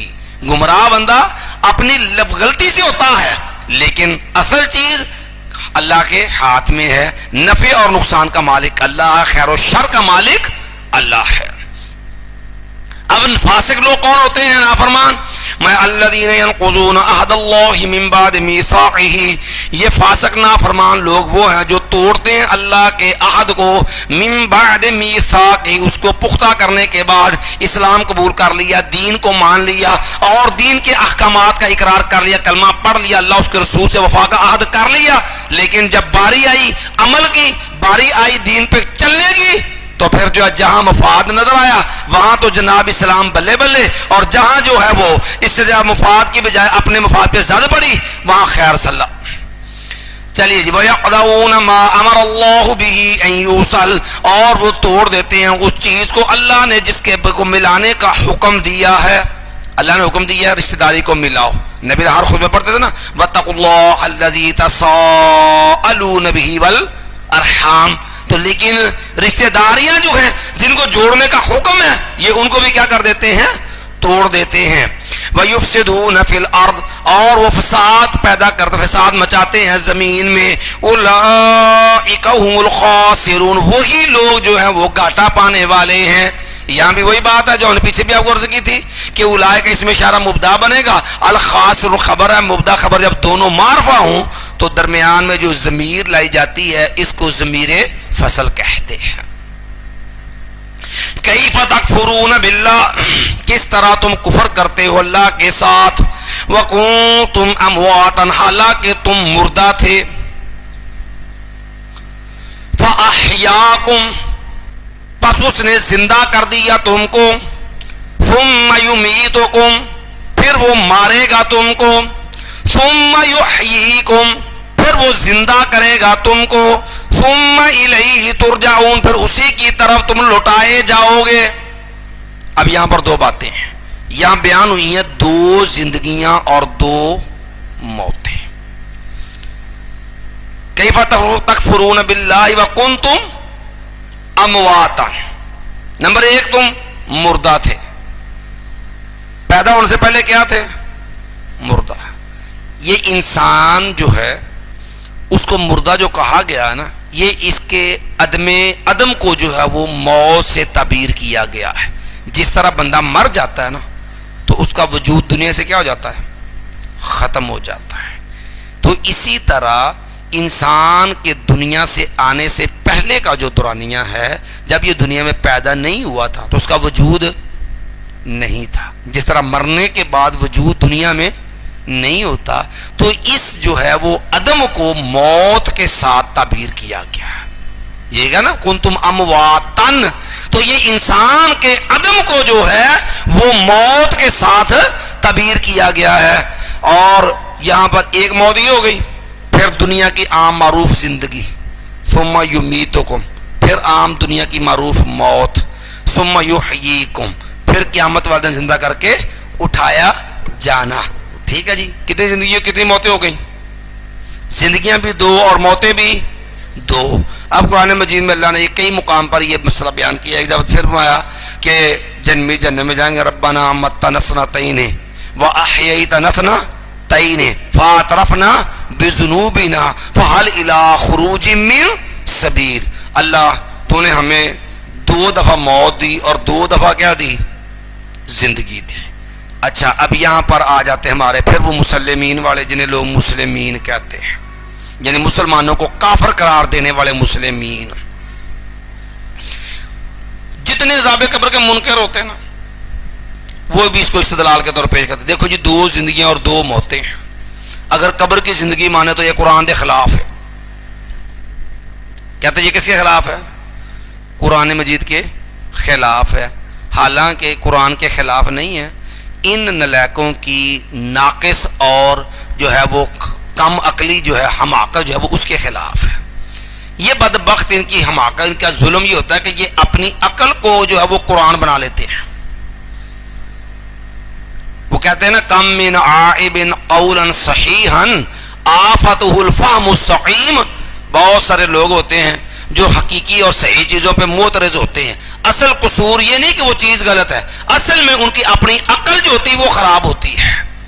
اب کہتے ہیں جی حالانکہ قبر کی زندگی وہ دنیا کی معروف زندگی تو نہیں ہے بھائی، وہ برزخ کا آخرت کا حصہ ہے۔ جس طرح آپ دیکھیں اس کو ایک مثال سے آپ سمجھ لیں. تفصیل ہم انشاءاللہ آگے جا کے سورہ بقرہ کے آخر میں بات آنی ہے, وہاں پر انشاءاللہ آپ کو عذاب قبر کی تفصیلی باتیں فرض کریں, کیونکہ وہاں پر وہ مثالیں موجود ہیں دوبارہ زندگی کا معاملہ جو ہے. اب آپ توجہ سے سمجھ لیجئے یہ بات کہ دو زندگیاں دو موتیں نا. اب ہم جو دنیا میں زندہ جی رہے ہیں اس کو کیا کہتے ہیں؟ حیات. ایسے ہی ہے. اور جو اس کے اندر حصہ نیند کا ہے, اللہم بسمک اموت, دیکھ لینا دعا دھیان نہ پڑے آج, کیونکہ تہاڈی یہ زندگی حیات کہلاؤندی ہے. اب حیات میں کیا آ گئی؟ تھوڑا سا حصہ موت کا شامل ہے کہ نہیں؟ اور نیند کی صورت میں اللہ یتوفی الانفس حین موتها والتی لم تمت فی منامها, اللہ روح کو قبض کر لیتا ہے موت کے وقت بھی. اللہ یتوفی الانفس حین موتها والتی لم تمت فی منامها, پھر نیند کے روح اللہ قبض کر لیتا ہے. فیمسک الذی قضی علیہ الموت, جس کی موت کا فیصلہ اس کی روح اللہ روک لیتا ہے. ویرسل الاخری, پھر دوسرے کی اللہ روح کیا کرتا ہے؟ چھوڑ دیتا ہے. روح کا قبض بھی ہوتا ہے. یہ موت کا ایک منظر ہے کہ نہیں, لیکن غلبہ ہے بیداری کو, ہوش و حواس کو, اور انسان کی زندگی کو. اگرچہ اس حیات میں معمولی سا حصہ نیند کی صورت کے اندر موت کا بھی شامل ہے, لیکن غلبہ کس کو ہے؟ حیات کو. تو اس سے کیا کہا جاتا ہے؟ حیات و موت, یا خالی الحیاء, خالی حیات ہی کہتے ہیں, زندگی کو حیات ہی کہتے ہیں نا. موت شامل ہے کہ نہیں اس کے اندر نیند وغیرہ کی صورت میں؟ اسی طرح انسان مر گیا تو موت سے لے کے قیامت تک کا دورانیہ سارا کیا ہے تو موت ہی, لیکن اس کے اندر وہ چھوٹا سا حصہ سوال و جواب کے لیے, اور اس کے ساتھ ساتھ انسان کا نعمت راحت یا عذاب کا ہی حصہ وغیرہ, یہ ایک چھوٹا سا حصہ اس کے اندر شامل ہے. کس کا؟ جو ہے وہ حیات کا. لیکن غلبہ کس کا ہے؟ موت کا. اس لیے یہ سارا اس کو موت کے ساتھ تعبیر کیا گیا. جس طرح نیند والی موت والا حصہ جو ہے اس کے باوجود حیات پہ فرق نہیں ہے, تو برزخی اخروی زندگی میں سے اتنا کو حصہ جس میں سوال و جواب کا معاملہ ہے, اور جس کے اندر جو ہے وہ تھوڑا سا انسان کا شعور جو اللہ نے برقرار رکھا, موت یعنی عذاب کی حص یا نعمت راحت جو ہے اس کو محسوس کرنے کا, تو وہ چیز بھی موت کے منافی نہیں ہے. ایک بات تو یہ سمجھ آ گئی. یہاں پر وہ دوسرا معنی کرتے, دیکھا جی تو کہنے جی روح لٹائی جاندی میت دی, اتنے پھر کنیاں زندگیاں ہو گئیاں؟ 3. اور زندگی کتنی ہو گئی؟ یہاں کتنی بیان نہیں ہے. کیف تکفرون باللہ وکنتم امواتن, ایک زندگی, ایک موت. فاحیاکم, ایک زندگی یہ ہوگی. ثم یمیتکم, دوسری موت ہوگی. ثم یحییکم, پھر دو زندگی ہو گئی. دو زندگیاں دو موتیں. کہتے ہیں قبر میں جو تم کہتے ہیں کہ بندے کے ویعاد الیہ روحہ, مردے کے جسم کے اندر قبر میں روح لٹائی جاتی ہے. اچھا جو روح جو آ گئی تو پھر زندگیاں کنیاں ہو گئیاں؟ 3. کہتے ہیں یہ قرآن کے خلاف ہے. اس لیے آپ نے یہ سوشل میڈیا کے اوپر ایک بے لگام بدتمیز قسم کا مولوی سنا ہوگا جسے پکھروی کہا جاتا ہے, سمجھے جی؟ جی خضر ہوں, پتہ نہیں کہ خضر یا خضر یا پکھروی, بدتمیزی کی انتہا ہے. خیر وہ ایک الگ ٹاپک ہے, ہم اس پہ نہیں جاتے. بہرحال وہ بھی بخاری مسلم کی روایات دیگر جو یہ جو سماع موتا پہ آ جائے تو دیگر یا سماع قرآن عالم وغیرہ, یہ روایت پرستی ہے, یہ راویاں دا گپ ہے, یہ راویاں دیا گلاں نے, یہ حدیث نہیں. حدیث ہوندی ہو جڑی قرآن دے مطابق ہوئے, وہ اپنے جانگلی انداز میں پھر وہ جو ہے وہ اپنے حساب سے بات کر رہا ہوتا ہے.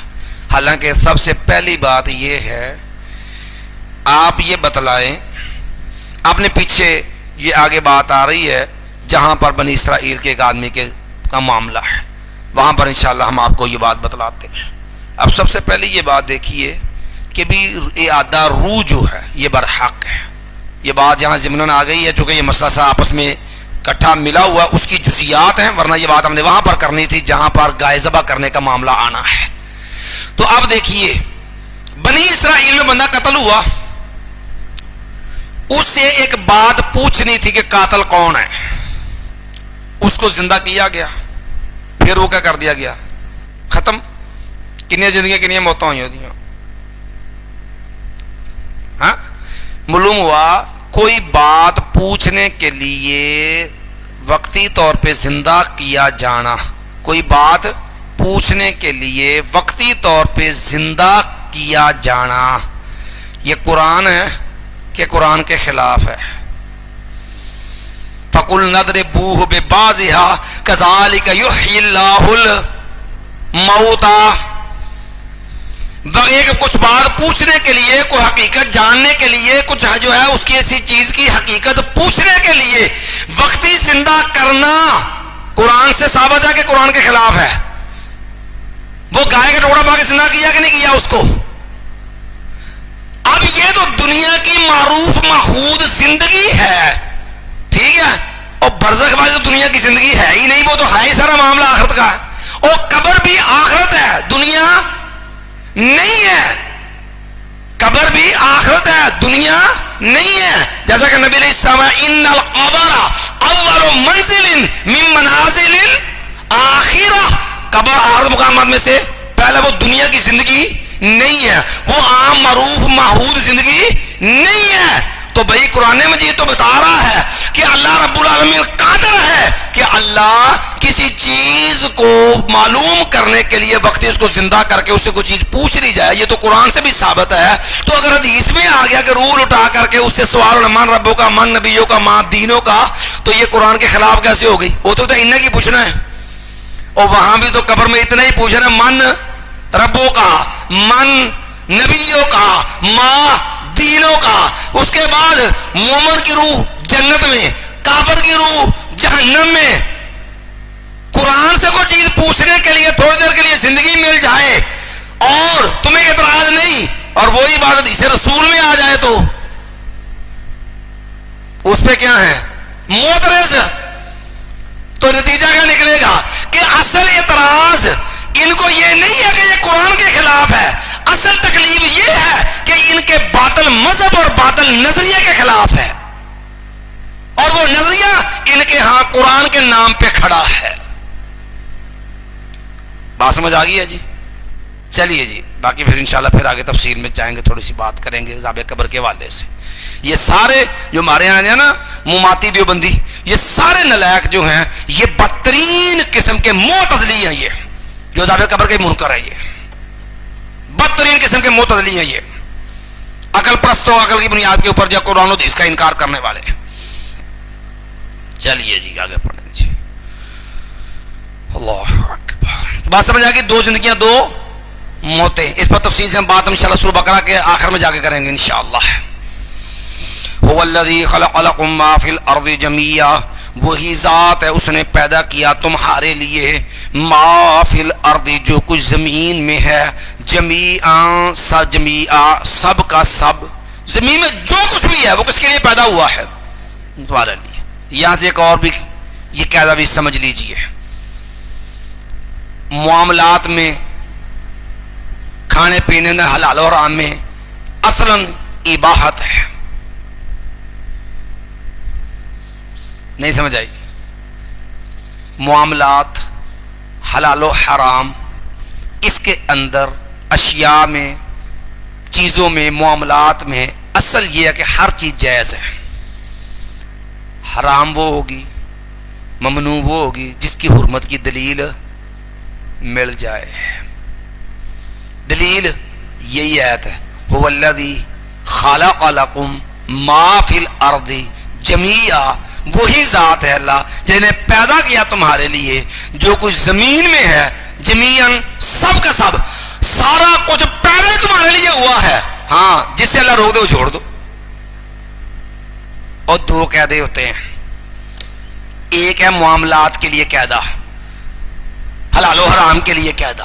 معاملات کے لیے قاعدہ یہ ہوتا ہے کہ اصل ہر چیز میں اباحت ہے، کھانا پینا پہننے کی چیزیں حلال و حرام ہے، اصل میں ہر چیز حلال ہے، اصل ہر چیز جائز ہے. منع وہ ہوگی جس کے منع کی دلیل آ جائے. اب دیکھو نا، ہوں بندہ پوچھے بھی سٹرابری حلال ہے کہ حرام ہے، اگرچہ لوگوں نے بعد ہوں یہ بھی جہنم دا پھل بنا چھڑیا. جو کو جی حلال ہے تو پوچھے بھی قرآن دی کوئی آیت پڑھو، حدیث پڑھو کہ حلال ہے، تو پھر ہے جی وہ پوچھ لے بینگن حلال ہے کہ حرام ہے، کوئی دلیل ہے؟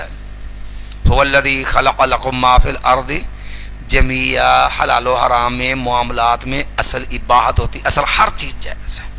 منع وہ ہوگی جس کی ممانعت کی دلیل آ جائے، جس کی حرمت کی دلیل آ جائے. یہ قاعدہ ہوتا ہے معاملات کے لیے. دوسرا قاعدہ ہوتا ہے عبادات کے لیے. عبادات جو ہیں وہ ممنوع الاصل ہوتی ہیں.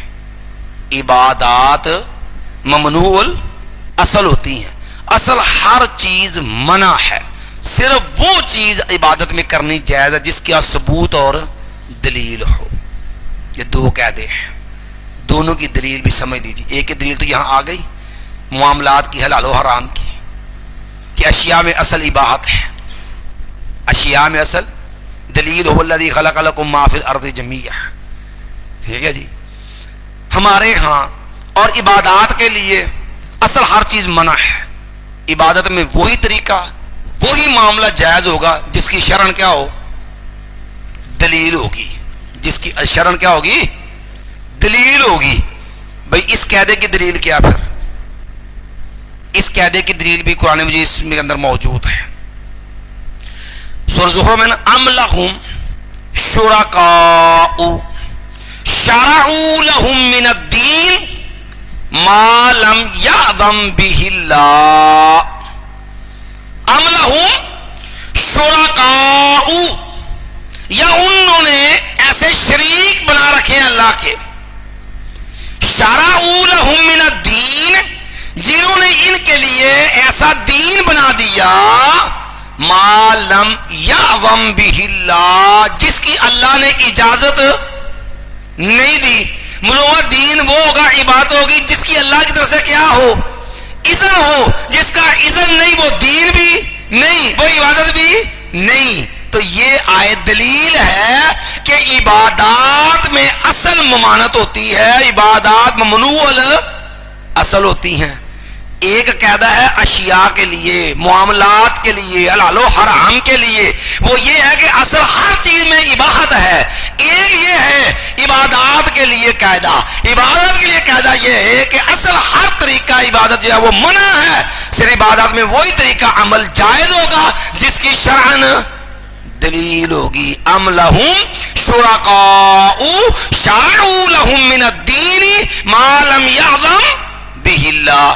اب اگر اتنی بات یہ قاعدہ سمجھ آ جائے، ضابطہ سمجھ آ جائے قرآن سے، ہمارے ہاں جو یہ ہمارے بریلوستان والے بھائی جتنے ہیں ان کی غلطی بھی آپ کے سامنے آ جائے گی. حقیقت کہ جیڑا کام کرو جی، بڑے پڑھے لکھے جو ہیں وہ شریف کوٹل بھی ہے، اس نے بھی لکھا انہوں نے، اور دیگر بھی مولوی نے کوئی گل کرو حجی کل ساتا چالیا وہی منع بخاؤ، عرس منع بخاؤ،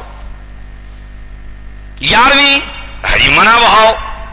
بلکہ باقاعدہ اپنی کتابوں میں یہ لکھا ہے کہ کوئی جو ہے وہابی جو ہے وہ کو آپ سے روکے اعتراض کرے تو اسے کوئی منع بخاؤ.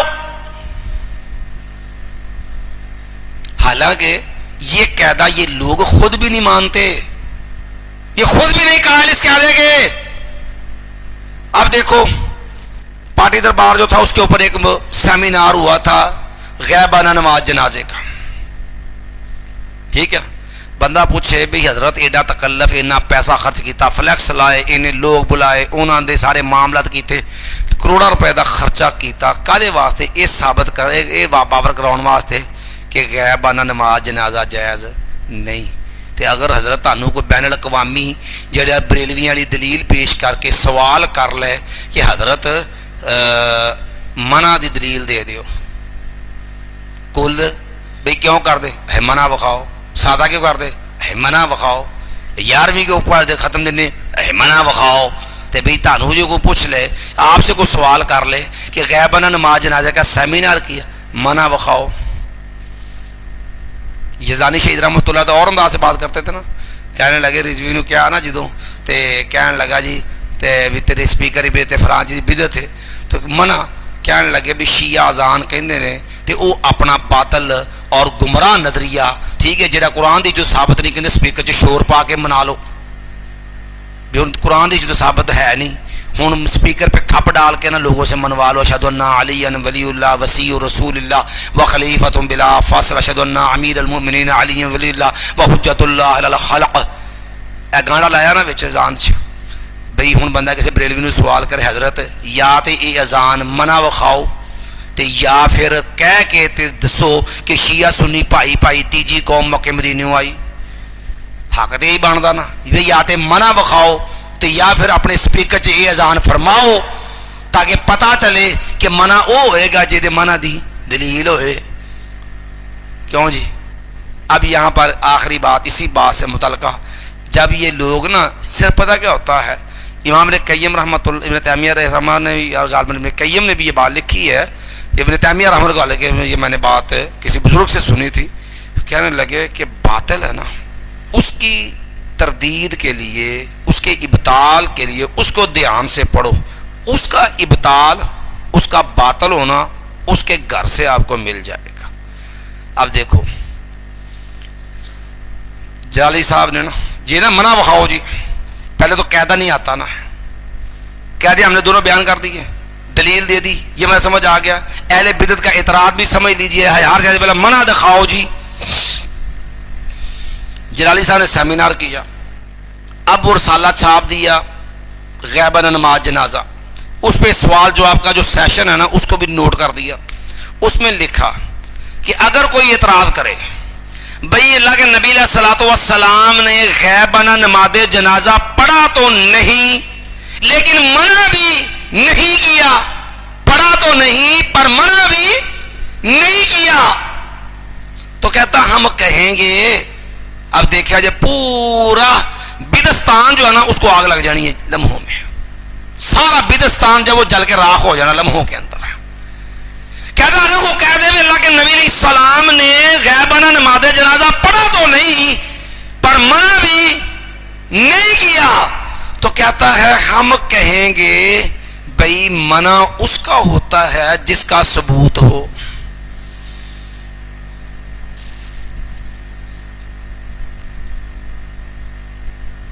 کہتے ہم کہیں گے منع اس کا ہوتا ہے جس کا ثبوت ہو تو جب اللہ کے نبی علیہ السلام کے سامنے اللہ کے نبی کے دور میں کسی نے پڑھا ہی نہیں تو منع کیسے ہوتا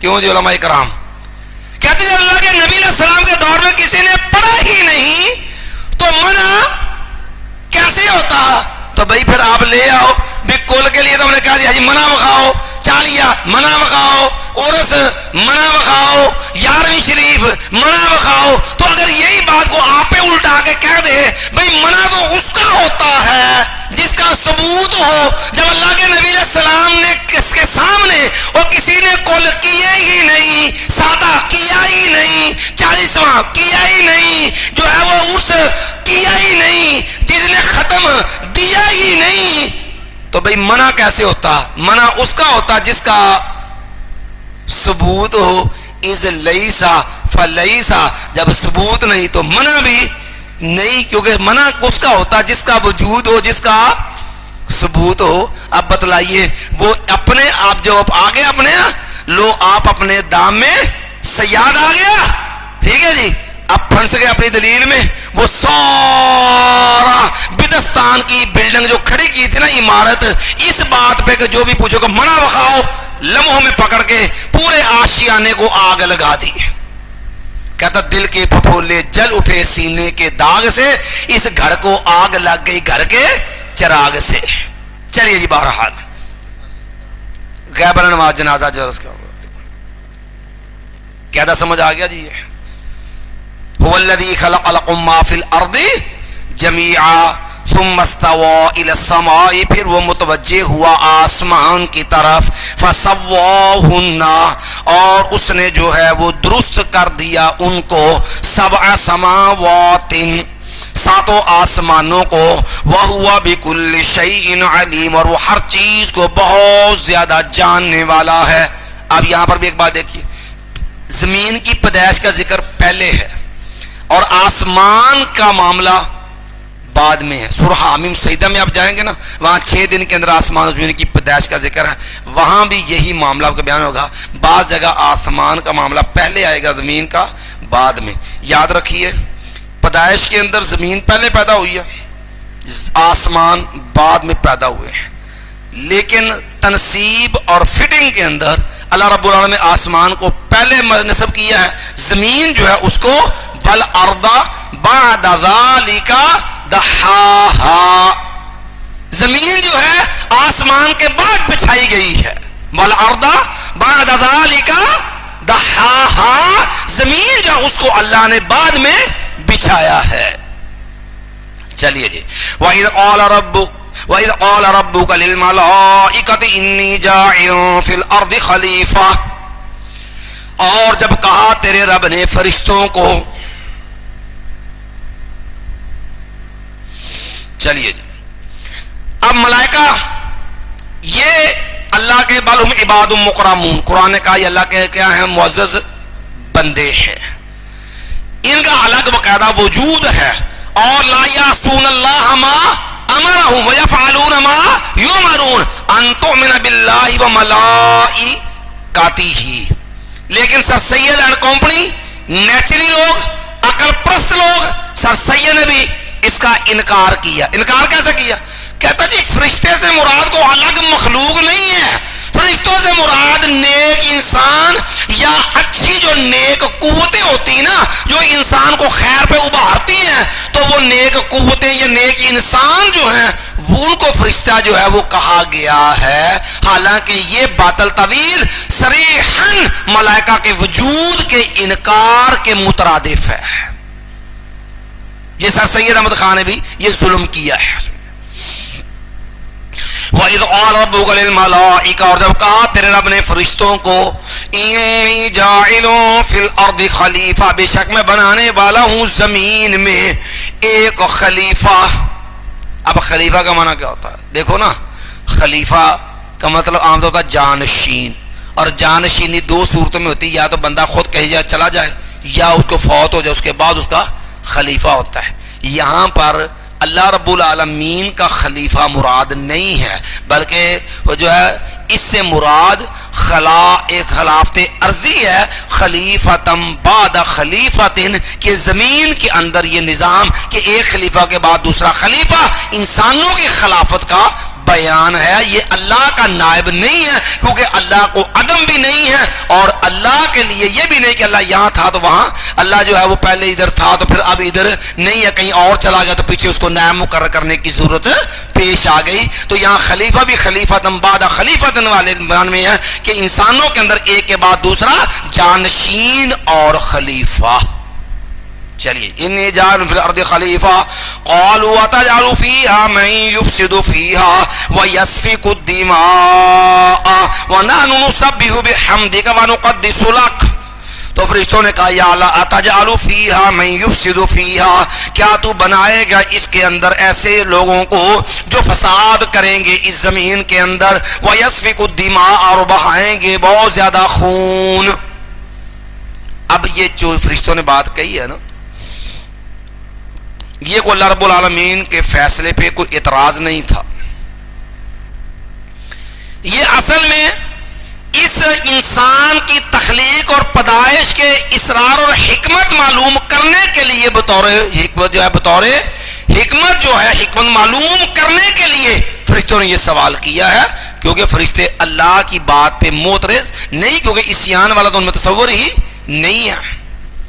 چلیے جی، وَنَحْنُ نُسَبِّحُ بِحَمْدِكَ وَنُقَدِّسُ لَكَ، اور ہم جو ہے تسبیح بیان کرتے ہیں تیری تعریف کے ساتھ، وَنُقَدِّسُ لَكَ، کو تیری پاکیزگی بیان کرتے ہیں تیرے لیے۔ قَالَ إِنِّي أَعْلَمُ مَا لَا تَعْلَمُونَ، بے شک میں جانتا ہوں ان چیزوں کو جن کو تم نہیں جانتے۔ وَعَلَّمَ آدَمَ الْأَسْمَاءَ كُلَّهَا، اور اس نے سکھلا دیے آدم علیہ السلام کو سارے کے سارے نام۔ اچھا اتنے بھی نا کئی لوگ یہ اعتراض کرتے ہیں کہ دیکھو نبی علیہ السلام آدم علیہ السلام سارے نام سکھاتے نا، کل علم آدم دے چھڑیا، تو آدم نبی علیہ السلام تو پوری کائنات دے سردار نے، تو پھر آتے بالاولا آپ کو پوری کائنات دا علم ہویا تے عالم الغیب دے عقیدے واسطے جناب پھر یہو جی پچھر لاؤن دی کوشش کرتے. یہ ایک سادہ سمپل جا جواب ہوئی ہے کہ بھئی اللہ نے اسماء سکھائے نے، فعل تے حروف دا علم تے دیتا اللہ نے، جی انج تے پھر انج ہی صحیح، جی ہو جا استدلال کرن وہ ہو جا کو بندہ جواب دے چھڑتا ہے، خالی اسم ہی کوئی علم تے نہیں نہ ہوندا. وعلم آدم الاسماء کلها. ٹھیک ہے جی. اب دیکھو بندہ ورکشاپ بنائے تو جنہیں ورکشاپ چلانی ہوئے ہتھیاروں اوزاروں کے نام بھی کس کو سکھائے جاتے ہیں؟ اسی کو جس نے وہ ورکشاپ چلانی، دوسروں کو سکھائے نہیں جاتے. وعلم آدم الاسماء کلها. اور اللہ تعالیٰ نے اس نے سکھا دیے آدم علیہ السلام کو سارے کے سارے نام. ثم عرضهم علی الملائکہ. ٹھیک ہے جی. پھر اس نے پیش کیا ان کو فرشتوں پر. فقال، تو اللہ اس نے کہا، یعنی اللہ نے فرمایا انبئونی باسماء ہؤلاء، تم بتلاؤ مجھے ان چیزوں کے نام، ان کنتم صادقین، اگر تم سچے ہو. یعنی تمہارا یہ جو گمان ہے تم حکمت معلوم کرنا چاہتے ہو اور اس کے انداز میں تم یہ کہہ رہے ہو کہ یہ ایسا خدشہ ہے کہ یہ کرے گا، تو مایا قالوا سبحانک، انہوں نے کہا تو پاک ہے، یعنی ہر کمی نقص عیب سے اللہ تو پاک ہے. لا علم لنا، نہیں ہمیں کوئی علم، الا مگر ما وہی علمتنا، جو تو نے سکھلایا ہم کو، انک انت العلیم الحکیم، بے شک تو ہی ہے بہت زیادہ جاننے والا اور بہت زیادہ حکمت والا. یہاں پر ایک اور معاملہ بھی واضح ہو گیا. پہلے نمبر پر تو یہ کہ فرشتے بھی علم غیب نہیں رکھتے. یاد رکھنا تین مخلوقیں ہیں بڑی، نوری، ناری، خاکی، فرشتے، جن اور انسان. تینوں میں سے کوئی بھی غیب کا علم نہیں رکھتا. اللہ نے تینوں سے نفی کی ہے. نوریوں سے نفی یہاں کر دی. فرشتوں نے کہا لا علم لنا الا ما علمتنا، اللہ ہمیں تو اتنا ہی علم ہے تو نے ہمیں سکھایا ہے. اگر غیب کا علم ہوتا تو وہ ان چیزوں کے ناموں کی خبر دیتے کہ نہ دیتے؟ فرشتوں سے بھی نفی ہو گئی. اسی طرح یہ جو ہے سلیمان علیہ السلام لاٹھی کے سہارے کھڑے تھے اور جنات کام کر رہے تھے. فلما خر تبینت الجن ان لو كانوا يعلمون الغیب ما لبثوا فی العذاب المہین. جب سلیمان علیہ السلام کی لاٹھی جو ہے جب ما دلہم علی موتہ الا دابۃ الارض تأکل من سأتہ، کہ سلیمان نے لاٹھی کے سارے کھڑے ہیں اور لاٹھی کو دیمک کا کیڑا جو تو وہ کھا رہا تھا. لاٹھی جو ہے وہ نیچے سے جب وہ ختم ہو گئی، سلیمان زمین پہ آ گرے. جب گرے تو تب جنوں پہ یہ حقیقت کھلی. فلما خر تبینت الجن ان لو كانوا يعلمون الغیب ما لبثوا فی العذاب المہین، کہ اگر وہ غیب جانتے ہوتے تو یہ مشقت انہیں برداشت نہ کرنی پڑتی، اٹھانی. مطلب جن بھی غیب نہیں جانتے، جنہیں بھی عامل تے معمول نے عامل بابا جو چاہو سو پوچھو، تو جناب سلفی بڑے بڑے عامل بڑے بیٹھے نے اور سارا اعتماد جنوں پہ ہوتا ہے. جی حاضری کروا لو، جی حاضری کروانے، ہاں بھی فلاں شاہ کتنے ہے جی، کنے کی کیتا جی، ہاں بھی دس دی فلانی شاہ کتنے ہے. وہ سارا پوچھا کن سے جا رہا ہے؟ جنوں سے. ویسے ایسے موحد ہونے ہیں جی، توحید پرست ہونے ہیں. جننے بھی عامل باوے نے ان سب کا اعتماد کن پہ ہوتا ہے؟ شیاطین پہ. جنوں میں خبریں کن سے لینی ہے؟ جنوں سے، جن کے بارے میں قرآن کہتا ہے اللہ وہ غیب جانتے ہیں. اللہ کانوا یعلمون الغیب ما لبثوا فی العذاب المہین. اور مانتے بھی ہیں کہ جنات جھوٹ بولتے ہیں.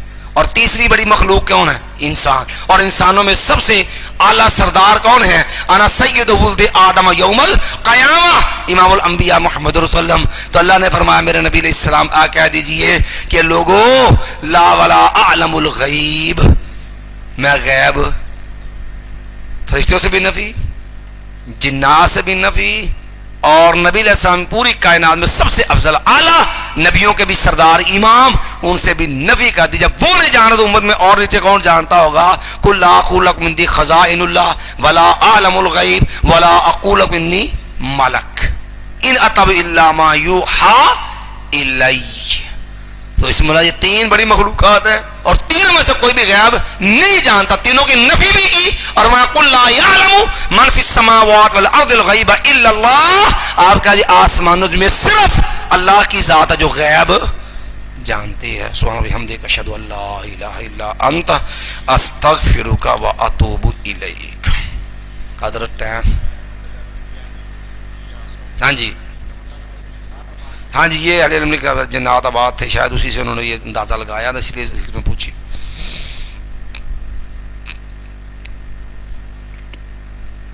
یہ لکھا ہے بعض علماء کہتے ہیں جہان 5 ہے، بعض کہتے ہیں 4 ہیں. عالم ارواح، مادر، رحم مادر، دنیا کی زندگی، قبر، اور قبر کے بعد آگے حشر بھی تو ہے نا.